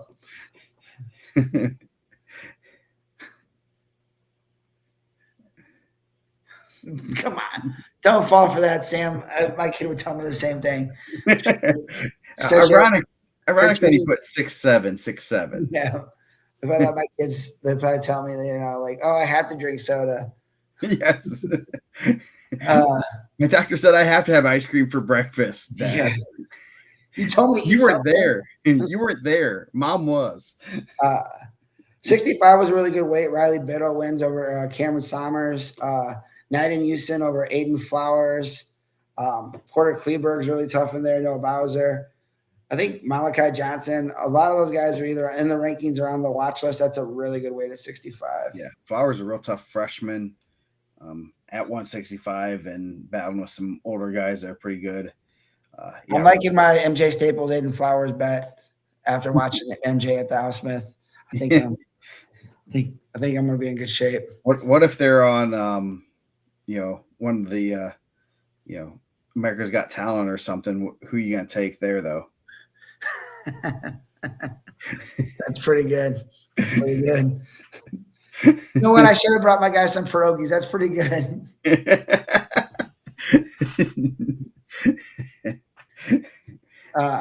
175, Corey Fuller over August Adams. Darren Reynolds real tough in that weight also. And your Andrew Oaks, the only Andrew Oaks from East Noble. He's not he doesn't have a 6'7" on his name. Sam Howard over Corey Tante at 190. Howard's pretty good. Yeah, I see a lot of people picking a little sleeper pick for Sam Howard on the state picks. Yeah, I mean, he's good. He's had some national level success. I think 190 is going to be pretty good. That's a good weight. Yeah, I mean, Mikey White's really good. He's number one in the country for a reason. But he's not gonna have an easy day at state by any means. I mean, he's gonna have to go through some pretty good wrestlers. Obviously, some guys that have someone. He's got just at semi-state. He's gonna have Harden most likely. He's gonna have someone like Howard. Could be a semifinal match, and so it's gonna be some good matches there. Brody Wingate's gonna be there. Camden Funk's gonna be there at semi-state. Maybe like not at the 1A like state level, but those guys are like state qualifier, state medalist level guys. Wingate returning qualifier. Funk heavyweight last year, coming down to 190. I don't think he was weighing heavyweight last year. He was probably eating everything to get there, but still. Yeah. Corey Tante, tough second there. Dalton Pledger, really tough. Ben Fedorchuk from Valparaiso. Valpo went there, only got 2 placers. So shout out to the Vikings. Yes, that's and Viking coach comments. Yeah, I do. I think the state as a whole is leveling up and getting pretty deep. I wouldn't throw Kyle Harden out of the mix there. So I mean, and he has nothing. I mean, Harden has nothing to lose. That's the whole football thing like we talked about earlier. There's 2 different ways you can take it. He has nothing to lose. He doesn't care. He's not wrestling for a scholarship. He's wrestling to ruin people's days. He can go in there and just let it fly, and what happens. And obviously Howard's a real good wrestler, probably looking to wrestle in college. Mikey White's gonna go wrestle in college. He's like, I'm gonna ruin someone's day today, and goes out there and just wrestles without a care in the world. And maybe that's how he's wrestling this year, and kind of a little bit different results, and he's having a little more success. What if there's some that wins that we're not even talking about? I don't know. Maybe. Yeah, 190 was 190. I know when we were doing the seeds, 190 was a really good weight. Yeah. And a lot of guys that Tante's not. I would never count out a guy named Tante, because they're gonna find ways to put you on your back, and if they do it with enough time, they're gonna probably get a pin. Freshman, sophomore champ. Yep. So 215, big upset here. Julian Burgett. Okay, let me. I don't know if it's a big upset. Cam did tell us that Julian beat him, I think, at ISWA. So okay. Yes, yeah. Well, I don't want to minimize Julian Burgett's rankings upset. I think he had a win over him before that. Yeah, Burgett had a tough loss at Columbus East. He was up and got pinned. Kind of took a tumble in the rankings. Valor pretty consistent, but so it was a rankings upset, I guess. I don't want to say my phone's gonna be blown up here any second. I already told you. Another really good weight class. I thought I thought the upper weights were really solid across the board. A lot of guys that were at semi-state or state in the semi-state rankings, state rankings. Floor was ranked 2. Burgett was ranked 8 at that point. Yeah. Tristan Lantham, real tough from Greenfield Central. Just overall, just a real solid bracket there. Mm-hmm. Then Hayden Smith over Elisha Johnson. Another really tough weight. Noah Martin from Franklin over Logan Mendoza. Newcastle had some pretty good some placers up in the upper weights. Would have been interesting seeing. I know they were in the mix for 2A. I can't recall who all the guys were that ended up getting voted in, but I thought they might have a chance. Obviously, they might have been a little bit better off after this tournament, kind of showing that they have a pretty solid team there. I thought like 65, they're good. Flower 75. Darren Reynolds was out at the beginning of the year. They had just got him back. He's solid. Obviously, he takes third there. 190. Schaefer was a returning state qualifier from 2 years ago. Uh, what is it? Supinger. Yes, Supinger. Yeah, We'll try it. Ends up fourth there, and Logan Mendoza ends up fourth. Yeah, you closed pretty strong there, 65 and up, and then you also got Thryne in there. Yeah, so interesting lineup there.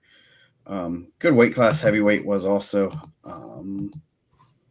So do we need to talk about the Mooresville real quick, or? Yeah, I mean, I think there were some good matches. We'll just go. We won't go as in depth.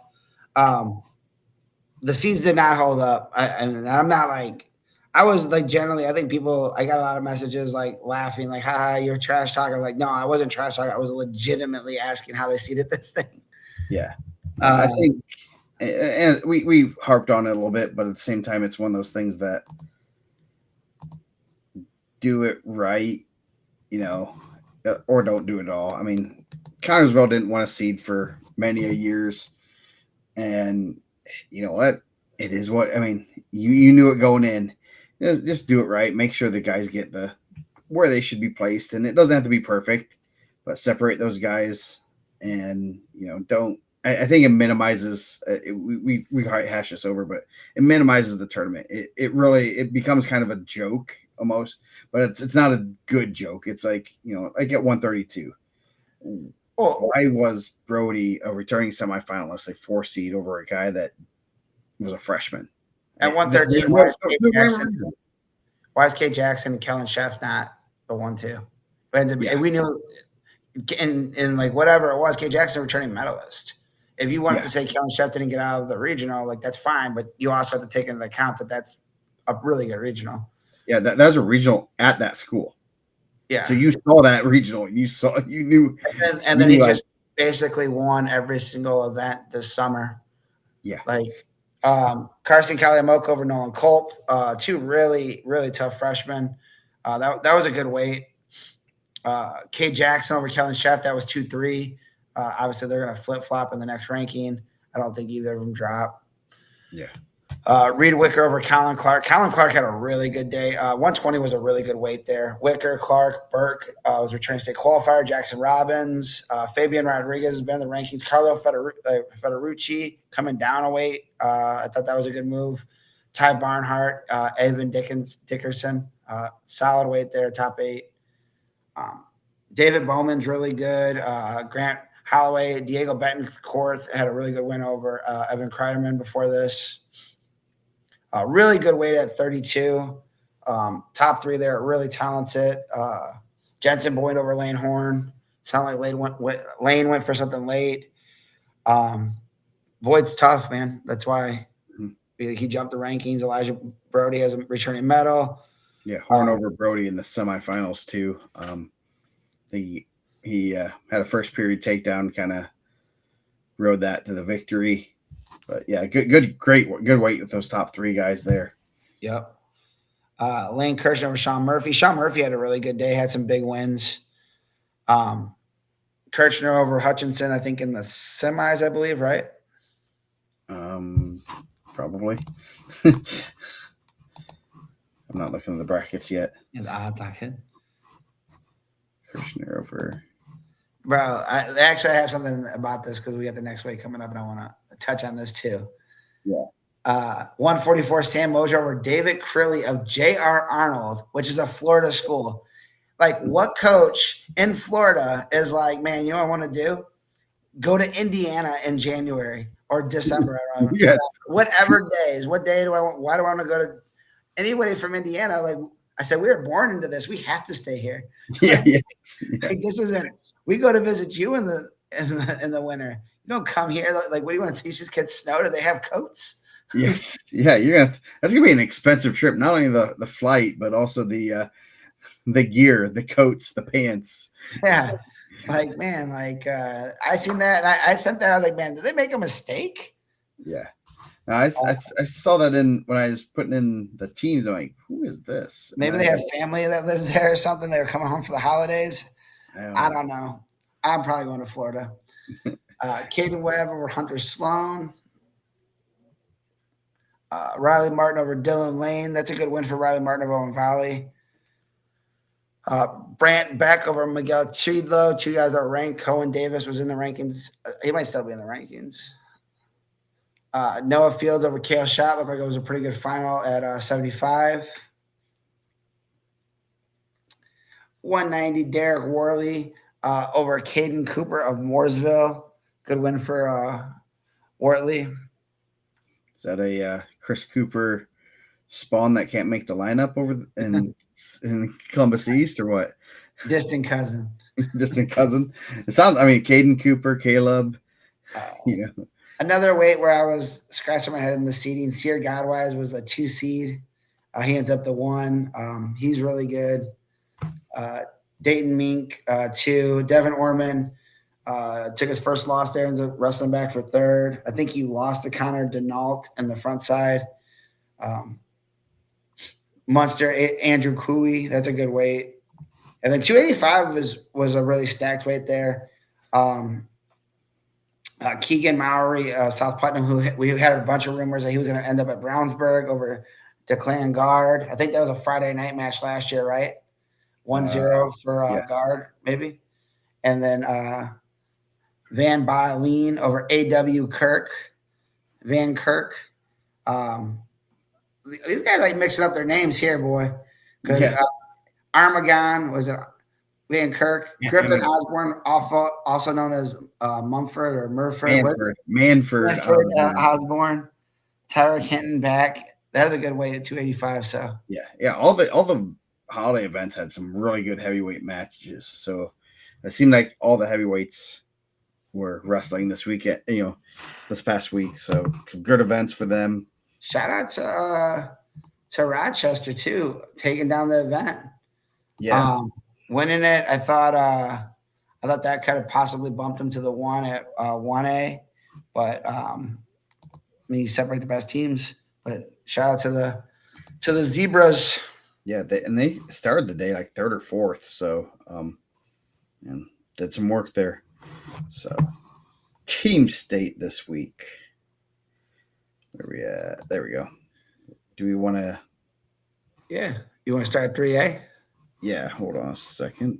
Or we can start at 1A. Hopefully everyone watched the bracket reveal show. Heard a good promo. Cooper had a pipe bomb, dropped a good promo. If you go back if you just want to listen to a little bit of the show, listen to that promo mic drop. Yes. Yeah, that was a very good promo, to say the least. So there we go. Yeah, we'll talk 1A and go up. Southmont, number 1 seed, Rochester, North Miami, Adams Central. That's a good deep weight class. I think Eastside's pretty solid. They have some, all these teams have really good kids. It's those 2nd and 3rd tier kids, where they are, how they match up. I think Eastside's kind of sneaky there. Could be an interesting matchup with North Miami. North Miami hasn't wrestled the toughest schedule, but it'll be interesting seeing how this shakes out there. That top part, I think Rensselaer and Milan, I have some guys hitting those weights. There's some matchups where they're gonna be solid, and then I think Rensselaer kind of hits Southmont where they're pretty good. I've seen Southmont at Trikoff. Obviously, they're good down low. They have some pretty solid guys across. I think they said they had like 5 undefeated wrestlers still. Yeah, 4. It's a lot. It's 4 or 5. Always love South Adams Starfires in the field. Against Alexandria Monroe. Adams Central is tough, man. They're always solid. They're always gonna come to scrap. They're a good squad. Yeah, so it's gonna be a good one. Madison Grant Eastside could have some good matchups too, right? Yeah. There's some Fort Wayne, Madison Grant, their first time there, so should be some good. Rossville, Northfield. I think Dane said Rossville had a couple holes in their lineup. I know they have some real high end guys, some guys that are really tough. Yeah, I think they might hit some of the good, the Northfield guys too. So, worst case scenario, you get some good ranked matchups, and hopefully some kids are chasing some matches if the duels get a little bit out of hand, and that's what I'm always here for those matches. You see those guys chasing matches, and at this level, it's always pretty good. Yeah. 2A, the Railroaders are number 1, number 2 Hanover Central, 3 Belmont, 4 New Prairie. The top 4 were all at Al Smith, so they hit up here and there. That's gonna be a good one. I think Heritage Hills, man, they always have some good upper weights. There's still, I mean, they lost Jet, they lost some other guys from graduation, and they're still filling in that back half of that lineup pretty good. They got about 25 matches in. Yeah. I think they're about 30-0 right now. They had a lot when we were looking at them. They had a ton of matches. Garrett has some guys that get some bonus points. I'll be interested to see. Like, I don't know if what Bishop Chittard brought to Al Smith was what their full team is. Griffith's pretty solid. Coach Stoika's done a good job there, and the staff. They're just a solid team, top to bottom. But I mean, like where Garrett's going to get wins, they get falls. I mean, 215 heavy, 75. I mean, Ace is tough. Like you're gonna get, Swallow at 26. You got guys that get bonus points. I think that was one of the things someone asked, like how are they doing so well? Like they have 3 or 4 guys at the Al Smith that are getting 14s after day one. Yeah. Heritage Hills, just a solid squad. New Prairie's got some hammers though, man. It'll be interesting to see if New Prairie and Garrett meet up in that semi, if they bump MJ Staples to Russell Field in there, take away one of their guns. You got to like kind of get some wins. I mean, obviously you'll be the favorite with Diesel and Hartle Road. You got to try to take away some of the spots where Garrett can get bonus points. Yeah. That's one of the keys in there is like if they can take out 2 of their guys that they're used to getting 6 with, and you might get 3. I think they got 6 in the heavyweight match. So that's a 12-point swing for Garrett, which they're not used to having, especially in the 2A level. I mean, you look at those guys, you're looking at the 2A level, Fielden and Diesel, they're getting 6 99% of the time against 2A guys in their weight classes. Yeah. Obviously, if you can manipulate your lineup to get some wins there and take some of their big dogs out, then that's gonna put the pressure on the other 12 guys, and they're solid up and down the lineup. At the same time, you take out 2 of their big guns, that'll rattle them, especially if you're starting out at in those upper weights where they're thinking, hey, we're gonna it's gonna be 18 to 12, 12-6 or whatever, and all of a sudden you're down 18-0. You're like, oh, this is not how we're supposed to do this. Come down to like a Kokendorfer versus Hammond match. I think they're supposed to hear back from the Department of Education this week. They're hoping before the weekend on Aiden Fernandez. I think this is the last of the appeal. So I think if they can add a guy like that to their lineup who's been in the room, I mean, that's a huge swing. That's another guy that at 44 that probably gives you an opportunity. Yeah. So could be some interesting dynamics there. Belmont has a real solid lineup. They have some pretty good. They had a real good Al Smith. I was pretty impressed with them. Some guys placed there that haven't placed yet, and they had a good tournament. Hanover Central, another one with they fell in a pretty good spot there. I mean, I don't know enough about Jay County and Owen Valley, but of like the 3 quarter brackets, I think that it's surprised to see Delta that low. I know they have 5 guys that probably win most of their matches, 4 guys. Yeah. I mean, 6, 13, 20, 32, 44. You have 5 guys that are probably going to win dang near every dual meet. Yeah. You have 5 guys that are going to do. They had 5 champs at Mooresville, and then no one else placed. Yeah. So let's say if they can find a couple wins here and there, they're going to win that duel. I mean, they're going to win a duel. So it will be interesting. Hanover Central had a real good. I almost thought they wrestled better the second day at Al Smith than they did the first day, which is kind of hard to do. I don't think that's by design by any means, but I think some guys took some losses and then kind of came back and said, okay, I'm going to come back and have a good day. So Hanover Central's pretty solid top to bottom also. So it's going to be interesting with their match. It's going to come down to matchups. Like I said, if you can take out someone's big dogs, guys Yeah, that I mean, they're going to hit in a couple spots where Hanover's pretty good. I mean, DeLuna and Kalimoko would be a good one at 6. Mhm. I mean, I would assume 13 and 20. Delta is going to be the favorite there. 26. I mean, Delta's down. Delta doesn't have a. That wasn't one of their champs, right? 32. No, They're going to be the heavy favorite.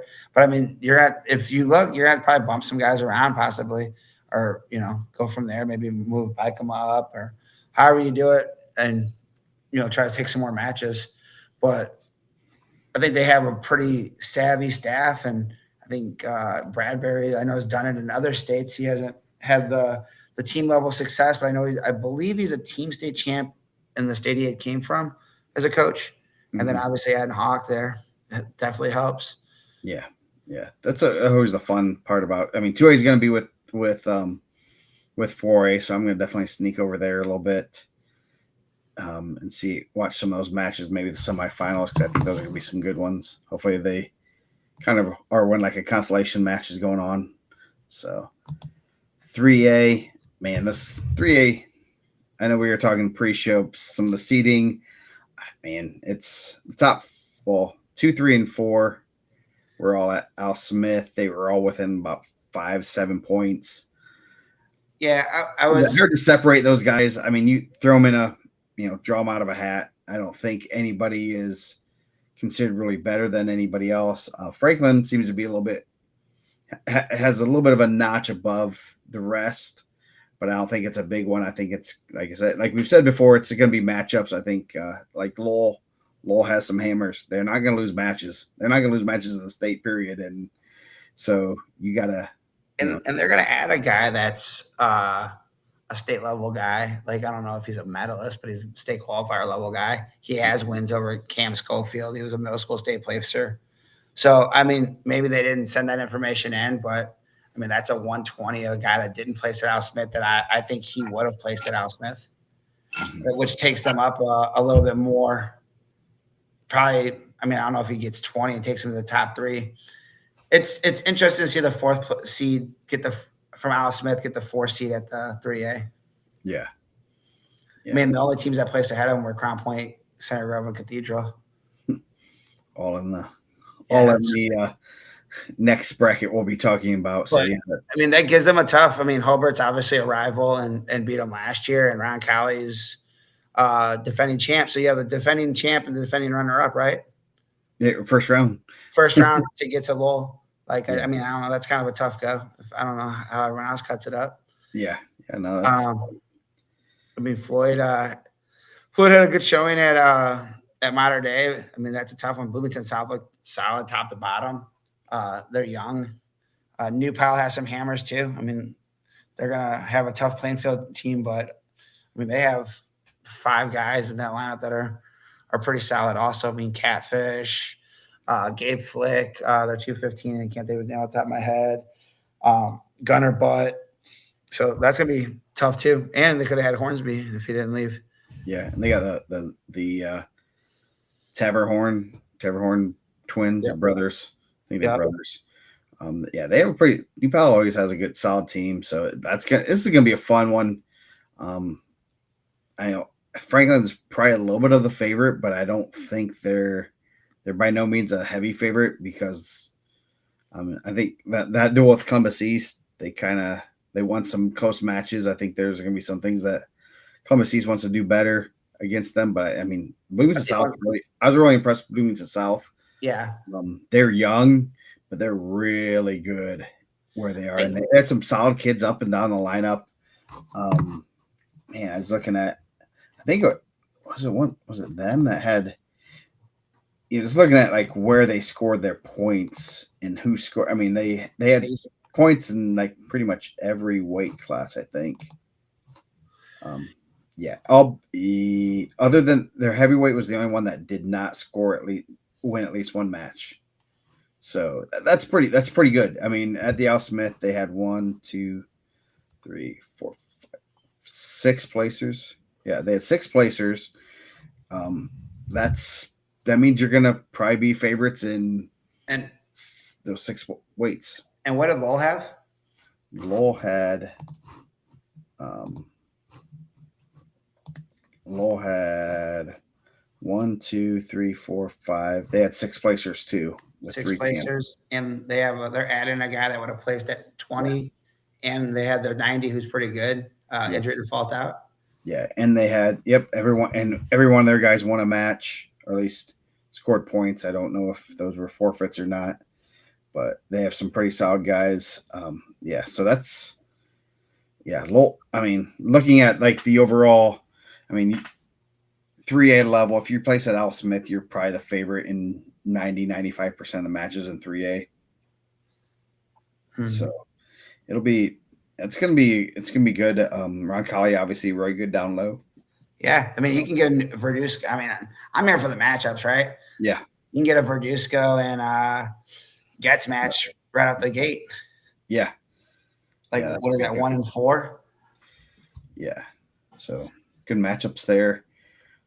So it should be 3A is always probably one of the more fun ones, just because it's so even top to bottom. I do love how they.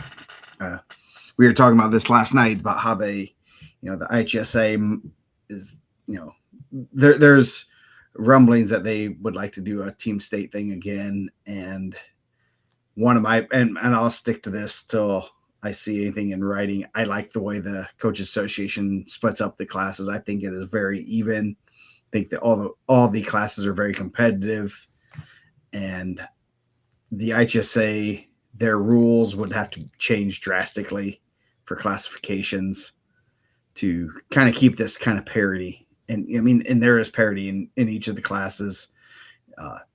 There's no real team domination, and I think that's really cool to see the parity in each class and stuff. And it's really, I think whoever designed that, a lot of credit should go to you for figuring out and it's worked out pretty good. So, Yeah. 4A at Brownsburg, Noblesville, the battle for Catholic supremacy, Cathedral, and Modern Day, two of the most historic programs in the state, probably 1-2, 1-3 maybe. That's going to be a good duel. Center Grove, Westfield, Avon, Crown Point. So you're going to see a lot of good matches, and kind of, man, Modern Day. I mean, I know you're starting to be a believer in Modern Day. They're solid top to bottom. Yeah, I thought Modern Day was going to sneak in that 3 spot. After the Classic, I think, like, obviously rankings wise, they have 12. They have one more ranked than Crown Point does. But I mean, I think it's hard to look past, like, the big 3. But I think Modern Day did a good job this year of bringing in some really talented freshmen, and Madison and Spencer McCammon. Just a very solid team. Like, now, are they going to have the firepower? They're probably going to not be the favorites in as many matches with Brownsburg. Like, at 13, obviously returning champ. At 20, a returning champ. We'll see what happens at 26. Obviously, rumors are rumors. I won't believe it until the day of, if Reverend Dickman's there or not there. I'm sitting on the edge of my seat like everybody else. 44 is as close to a guy that was under the lights. 50 is a returning champ. 57 is a returning champ. So, I mean, that's a pretty good go. And that's kind of where Modern Day is really good at too. I mean, obviously Modern Day has really good 65, 75, 215. But they kind of hit in some spots where they're pretty good. I thought Modern Day, Center Grove matched up pretty well. I think Crown Point and Brownsburg, I think Crown Point matched up really well with them. I would be willing to bet there's going to be a lot of people that are wearing purple that hope that Center Grove knocks Crown Point off again. Mm-hmm. Because all I've heard for the last year is that Crown Point, and it's not from Crown Point, that's telling me that Crown Point kind of matched up better with Brownsburg than they have in the past, because they have a couple spots where they can eliminate some of their big guns and not get bonused, where, like, you got Shepard in the middle there, whether he's wrestling Tommy Gibbs, who 99.9% of the state, he's an automatic win. And obviously a bonus win. That we've seen that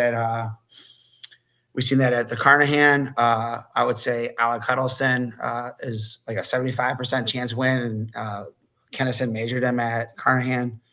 Now, obviously, those matches can pivot, And then Crown Point closed as well. They're really good. I heard that Caesar is waiting in light. Like he could possibly make 90 for Team State, get Austin Reading in the lineup, then get another medal in there. I know that Shepard's waiting at 44. I mean, do you go in there and if you wrestle Center Grove, do you go in there to wrestle Hornsby and try to take away one of their big guns? Mm-hmm. You know, you got some weight class flexibility there. They have a couple medalists on the bench that are not in the lineup now, so I don't know. It'll be tough.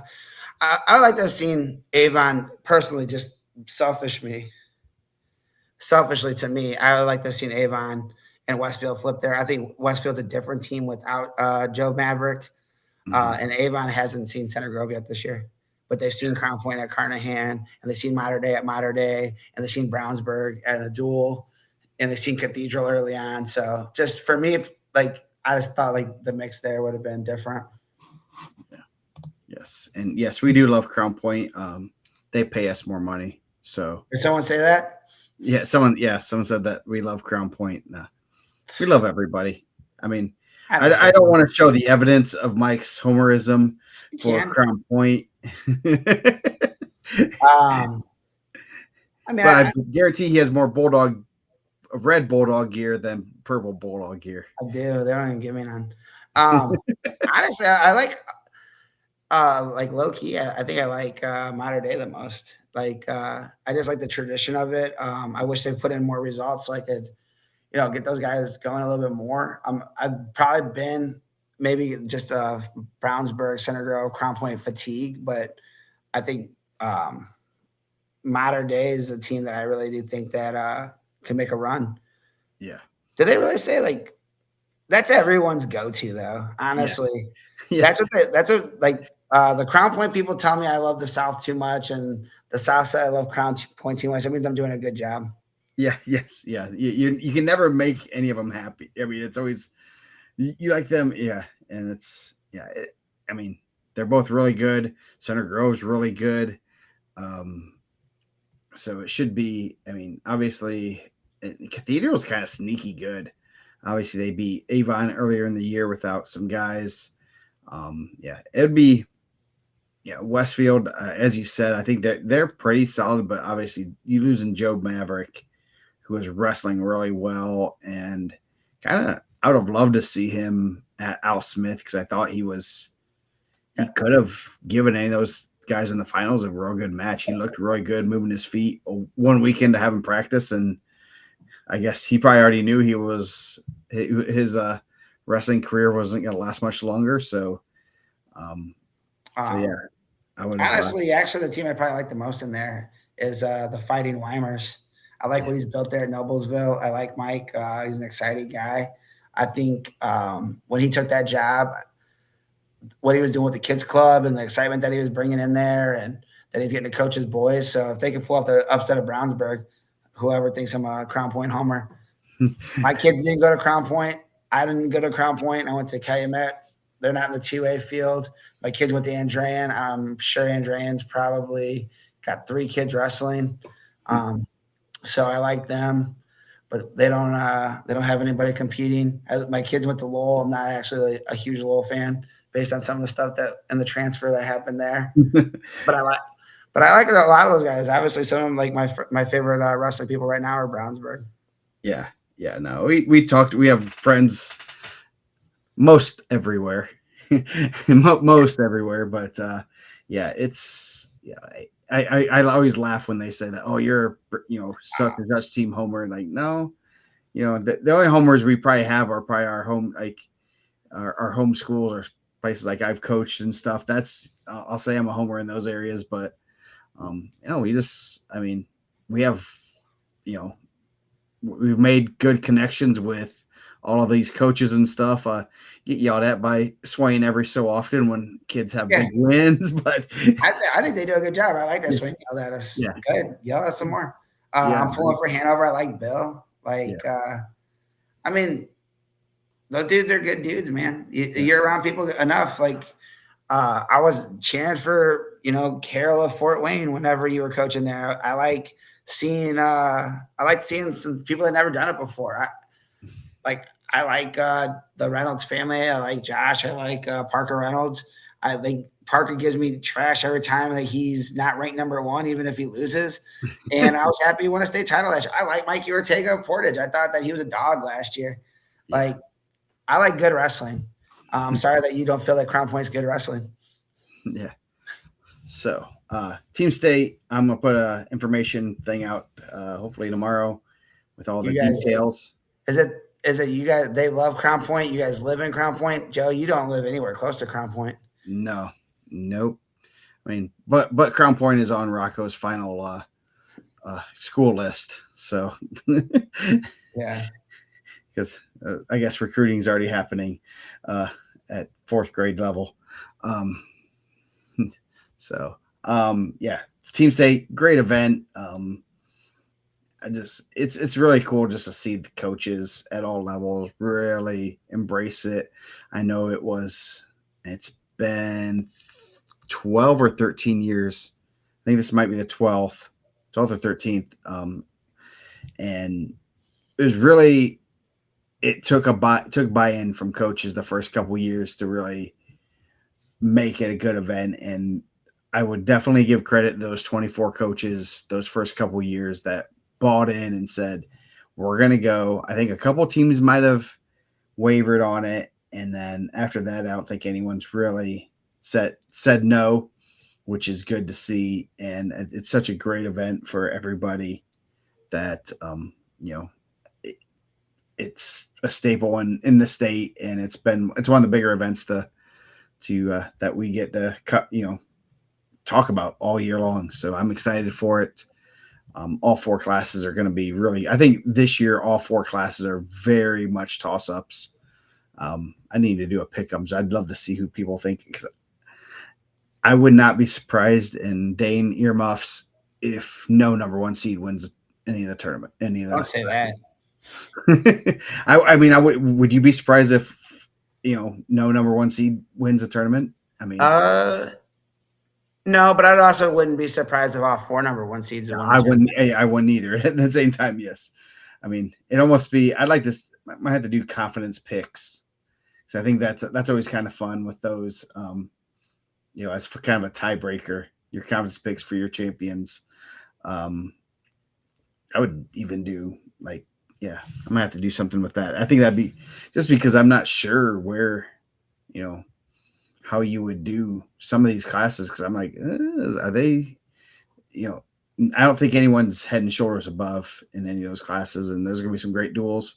A couple of years ago, I think 3 of the 4 duels came down the last match, and that was awesome. That's an awesome day. Yeah, I think that's like one of the cooler things about the team aspect is sometimes it's not going to come down to like your dog, right? Like it's not going to come down to like the dude that's the number one guy in your lineup. I know one year Brownsburg, he came down to Brayton Lee. Like, hey man, you couldn't have picked a better guy to close with. Match on the line. Who you sending out? Oh, we got B Lee. He has 1 loss in his career. Yeah. Good thing he wasn't wrestling the Crown Point guy, right? Yeah. No, who did he lose? He lost to a kid from Mount Vernon. Yeah. But one year it came down to 2 guys that just were guys that didn't even get to the semi-state one year at 2A. Yeah. And those dudes are just out there going for it, and the whole gym is going for them. And I think that's the really cool part of it is like you don't have to be the top dude on your team if it comes down to that wire. Like maybe the top dude took care of business. Now he just needs you to go out there and get a dub. Yep.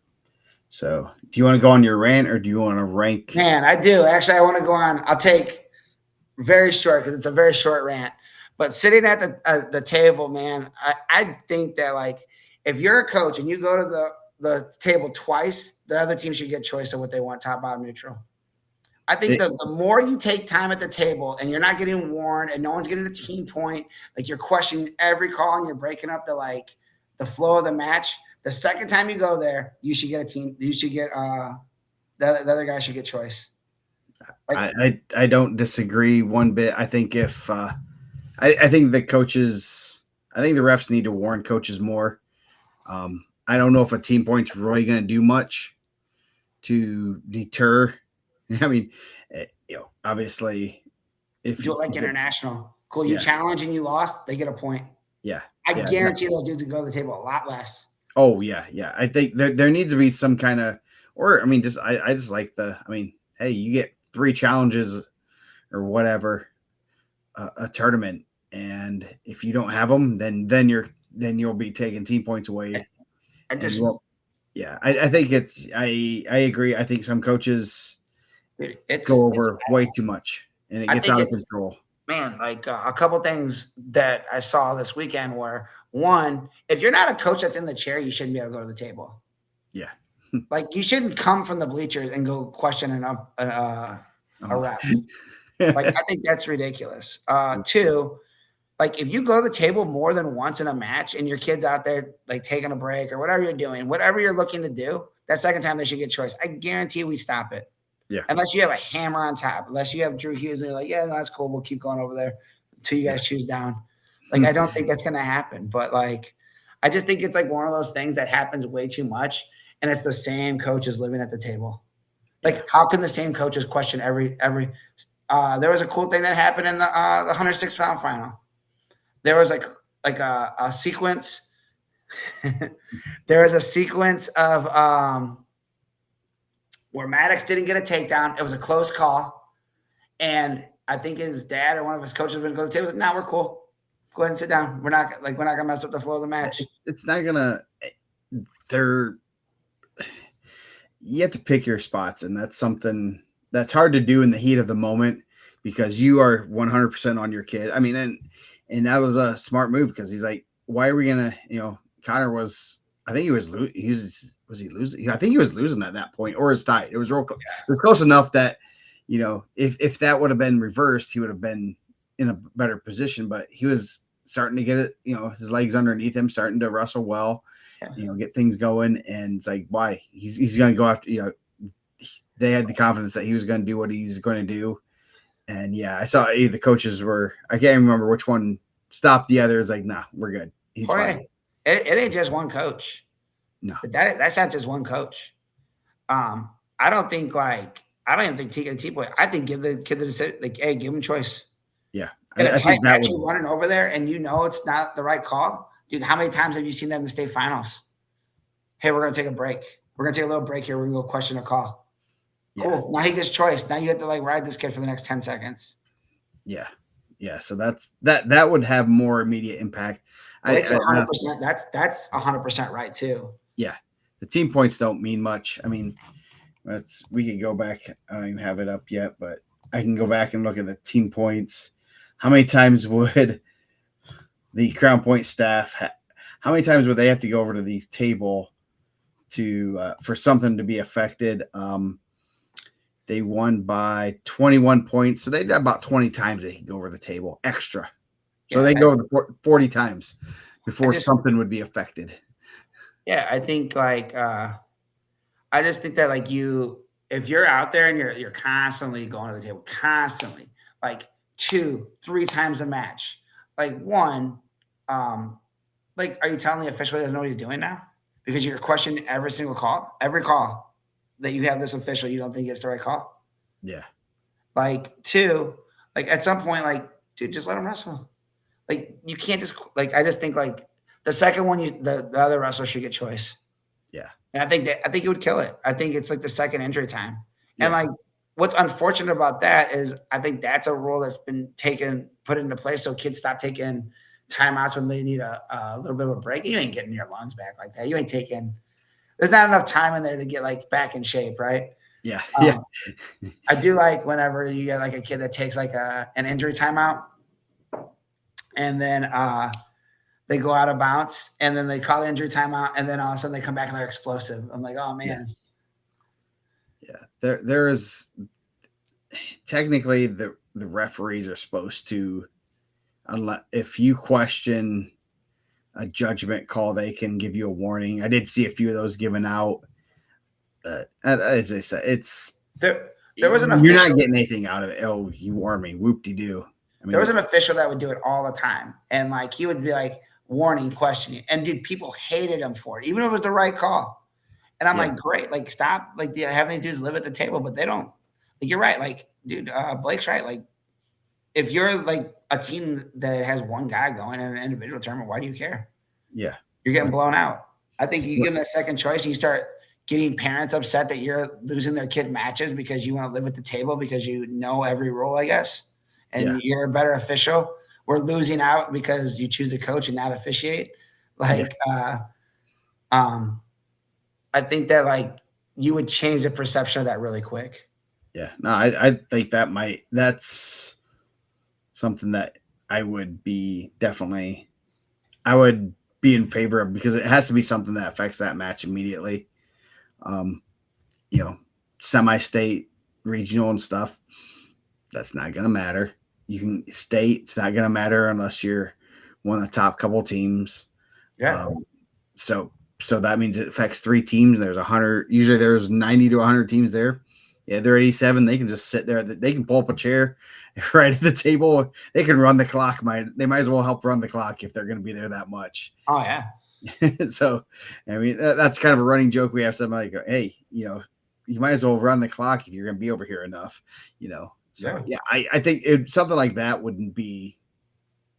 What I mean, if you go to the table more than once and nothing gets changed, and if it's something like, hey, we need, the clock was, 5 seconds extra ran off the clock, fine.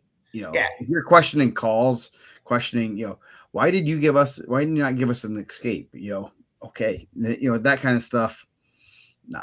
But things like procedural things like that. So yeah, I agree. I mean, I don't think I can tell you I know who would probably disagree with that, but not. I know several people that would. Yeah, but they're the ones that live at the table. So yeah, well, they're just fighting for their guy. They're just fighting for the guy. Yes. How often have we heard that this week? Oh, I'm just fighting for my guy. Oh, okay. So you don't care about being what's right. You're just fighting for your guy. Yeah. Yes. Okay. And that's that's. I mean, at the same time, what's their batting average for getting something changed? Yeah. It's like a pitcher's batting average. 0.57. Let's do it, man. No one trying to grab the bus, bro. Look, come on.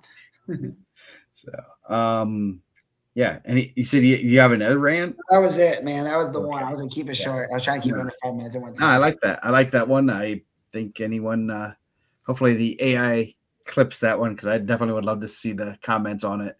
That might blow up. I don't know. Yeah. So we are going to rank cereals. Let's see. Can I get that in there? Whoa, there we go. Today, let's see if we can make this a little bit bigger. There we go. Cereals.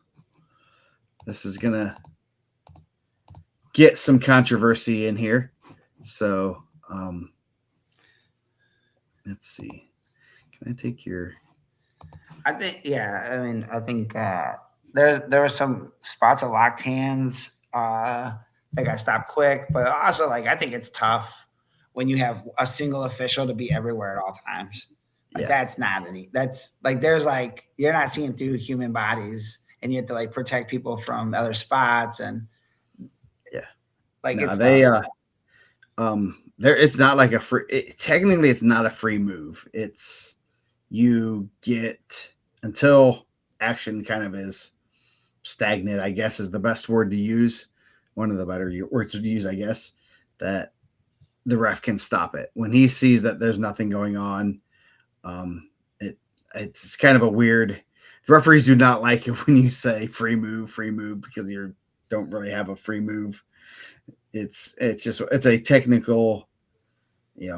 Once nothing's happening, he's not going to let you go on for a while. So anyway, we are ranking the best cereals 1 through 5. Did you go first or did I go first last time? You go first this time. I think I went first last time. This is my list. This is the one I like. Yes, this is the Mike only list. I'm going to go with a good old, that's on mine right there, Cookie Crisp. Ooh. Always like that one. Mainly because we got like cool toys in when I was younger. I don't think they give toys in cereal anymore. They're little cookies you can't resist, Yes. The commercials, man, It'd be awesome if we had the cookie, like all the commercials, because the commercials for these are the only reason we ate these things back in the day, right? Maybe. Well, I know my number one didn't have a commercial. Uh, my number five, even though I'm gonna go with the brand name, we weren't getting a lot of the brand name Frosted Flakes. We were getting knockoff like sugared like cornflake or whatever, but Frosted Flakes. Now you don't have to put that Sugar one flakes. on. You're gonna put the Frosted name Flakes. brand. Tony the Tiger. Tony the Tiger. We're gonna go with him. You're not going to Terry the Tiger, his Terry cousin.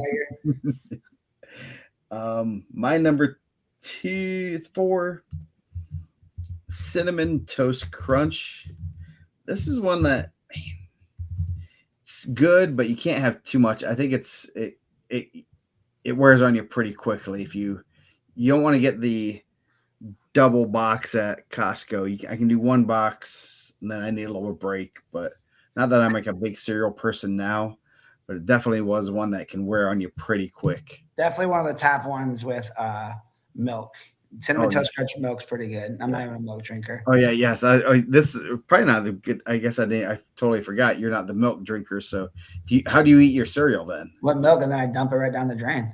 Oh, so you don't drink the leftover milk? No. I'm gonna go. I do like Cinnamon Toast Crunch. I'm gonna go Fruity Pebbles. I do like Fruity Pebbles. Ah, nice. Fruity. Man, I can't spell it tonight. Pebbles. Yeah, that's a good one. The one I don't like it. The reason that one did not make my top 5 or even my honorable mention, that one got soggy too quick.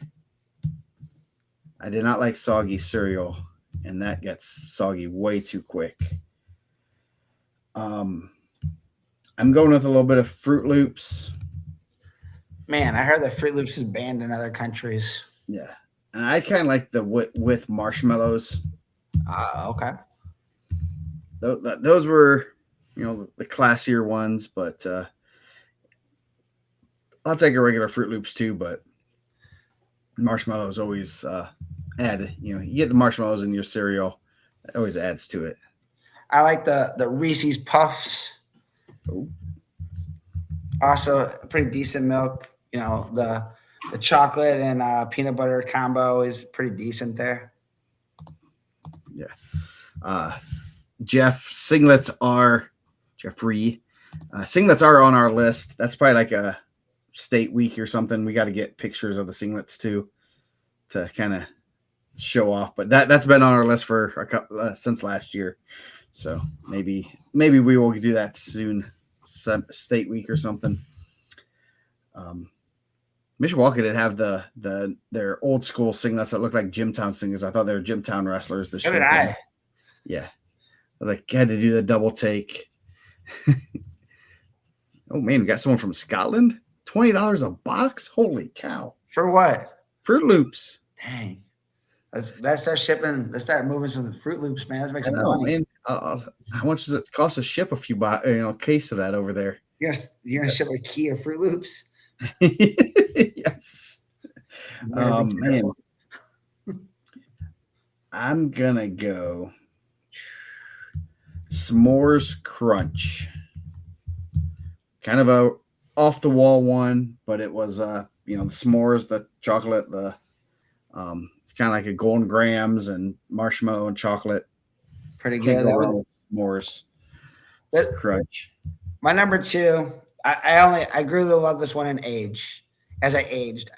And I knew like this was like one of those things. I think I woke up when I turned 40 and I never wanted a bowl of this before that. And then when I woke up before, I was like, oh, this is what everyone was talking about. Raisin Bran. I feel like it's an old man. I think it's Raisin Bran. It's IN, right? AISIN. Yes. Yeah. That tells you how much I've eaten Raisin Bran. But that was like I got old cereal. Yeah.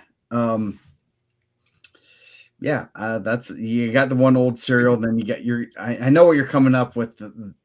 You're gonna win this one because I think people are just gonna be like, "What is that?" But I'm gonna I'm a chocolate person. Chocolate Lucky Charms. I Oh do man, like regular Lucky Charms. I'm not gonna say no to them, but the chocolate Lucky Charms even better.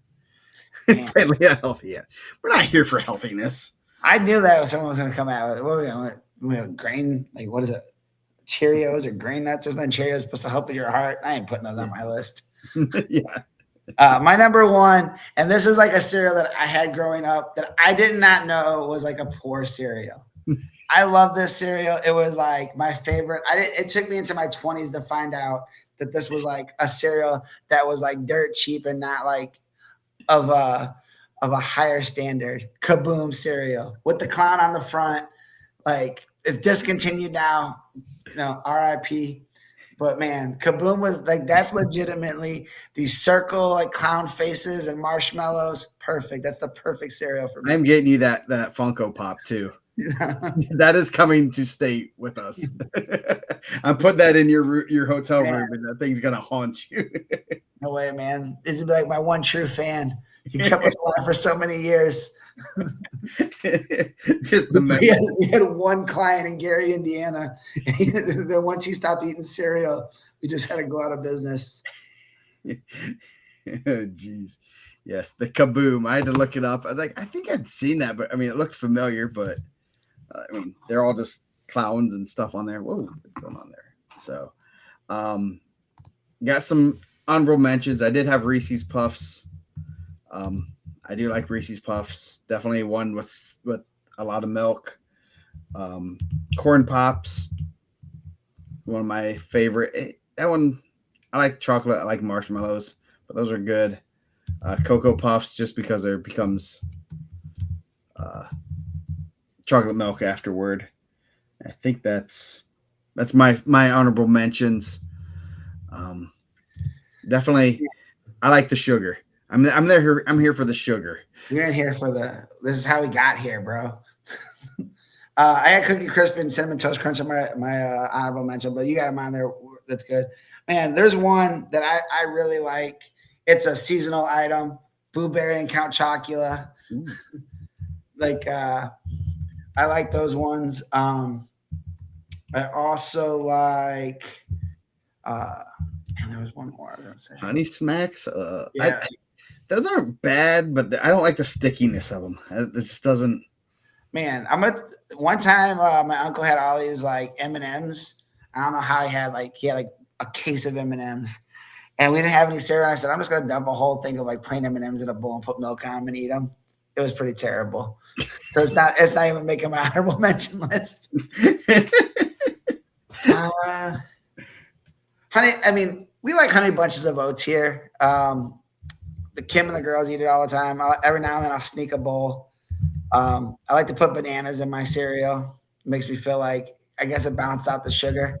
But I think that's my list. I only had the couple. Yeah. Kix Berries, Honey Nut Cheerios.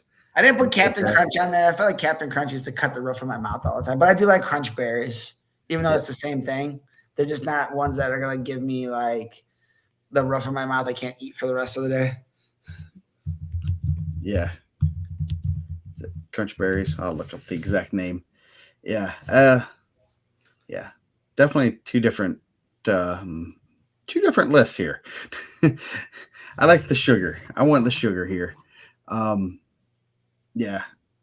I don't eat much cereal anymore, fortunately. But always good to see some let's see. Remove. Yeah. Yeah, I definitely if we do have some cereal, if we get some every so often, we do have some Cinnamon Toast Crunch. We just don't get milk very much. So it's hard to eat Cinnamon Toast Crunch without milk. Man, I like to see like now when I'm at stay, if there's like a continental breakfast, I'm gonna look to see what everyone's trying to snack on down there. What cereal they're grabbing? They're probably grabbing Apple Jacks, honestly. Yeah. They have Fruit Loops, and usually the cereals at State don't have very many good. I mean, you have the hotel rooms or. Man, you know what's like low key a really good one that like is probably terrible for you too. Probably took a couple years off my life was like Rice Krispie treat cereal. Oh yes, oh yes, that was a good one. Yeah, I did like Rice Krispies, but I liked it because it made all kinds of noise. Yeah, Rice Krispies was another one that got soggy too quick. You had to pour just a little bit at a time so you get a little bit of crunch in there. But yeah, the Rice Krispie treat, that's the one I forgot about. Yeah, that was a good one. So no love for honey smell. Yeah. Man, I'm gonna tell you, we weren't getting a lot of we were getting a lot of the bag cereal for a little bit. It was pretty decent. Like was it like Dr. Vitamin or something? Vitamin M. Right? I remember my dad had like grape nuts one time. It was terrible. I thought I was gonna like. I seen him eating it. Like, oh, I'm gonna eat this, and it was awful. I thought I chipped the tooth. Yeah. Cereal. We owned a grocery. Well, up until I was like, let's see, 10, 12-ish. We owned like a grocery store, so I got to get a little bit better choices on some of those things. I got to try some of the more of the items. So especially when they came out the Hulk Hogan ones and all those, if you look at like if you do a Google search on them, you get some of like the Mr. T O's or whatever they were. So man, Captain Crunch cut the roof of your mouth though, man. It's like chewing through it. What is that? What is that? Like a peanut butter flavor? What is Captain Crunch? He fight the soggies, man. Yeah. The soggies were the enemy of Captain Crunch. Oh yes. So yeah. Good 2.5 hour show here. It's creeping on midnight tonight. So Team State this week, going to be a lot of great wrestling. Gonna start putting some stuff out there. Team Girls Regional is Saturday. Sounds like you're doing a girls show on Thursday. Yes, we are planning on doing one Thursday. Going to have brackets with rankings. I believe we're going to get a little bit revised rankings. With just girls right now are they're very volatile with some of the results, so it's not a bad thing to have some more rankings out to kind of try to settle some things, and so it should be some good matches. I've talked to some people in the girls scene, and they're kind of excited, and should be some good wrestling all day Saturday. So that's going to be crazy trying to keep up with Team State and girls regionals. So congrats all the girls that made regionals. Yeah. Yep. You're 2 matches away from state, and there's always crazy upsets and everything that go on, even on the girls' side. So it should be. Who's doing the show? You and Razzo? Yeah, Razzo and I will do it. So we'll go over some of the brackets, some of the bigger matchups, and some of the locations. I like the, we don't cover it as much, and it can be very daunting to keep up with everything. So I know I did have someone reach out about possibly helping out in the future. Definitely, if you are interested in helping out with girls wrestling, I will, send me your resume. I guess that's but I would definitely tell us that, give me a heads up that you are interested. We would definitely like to expand that coverage. We have a small staff here, and it takes a lot to do what we're doing here, and then adding a full another sport, basically. It is it's totally another sport to keep track of and stuff. So if you are interested, get a hold of me, and we'll, talk it out and see what you can do. And definitely we'll never say no to the help. And there's always some good perks like gear. I know you got some gear this weekend. Did. Yep, I think that shirt. Which one do you have? You have hoodie. You have the hoodie. This is the one I did. If you notice at the bottom, it said there's a website for that. At that bottom yellow line. Did you see that? I did. I wore the T-shirt on Saturday or something. Yeah, Saturday. Yeah, the shirt you have right now, my daughter designed, so she's pretty good. Yeah. So yes, and make sure you check out the interviews. So I'm waiting to see. She's going to be either loved or feared by wrestlers once she starts going around to more and more events, getting them with the questions. So, anything else to go over? That's it, man. That's all I had. Okay, so we are going to get out of here. We will see you guys next Monday. I have lots to talk about, and go from there.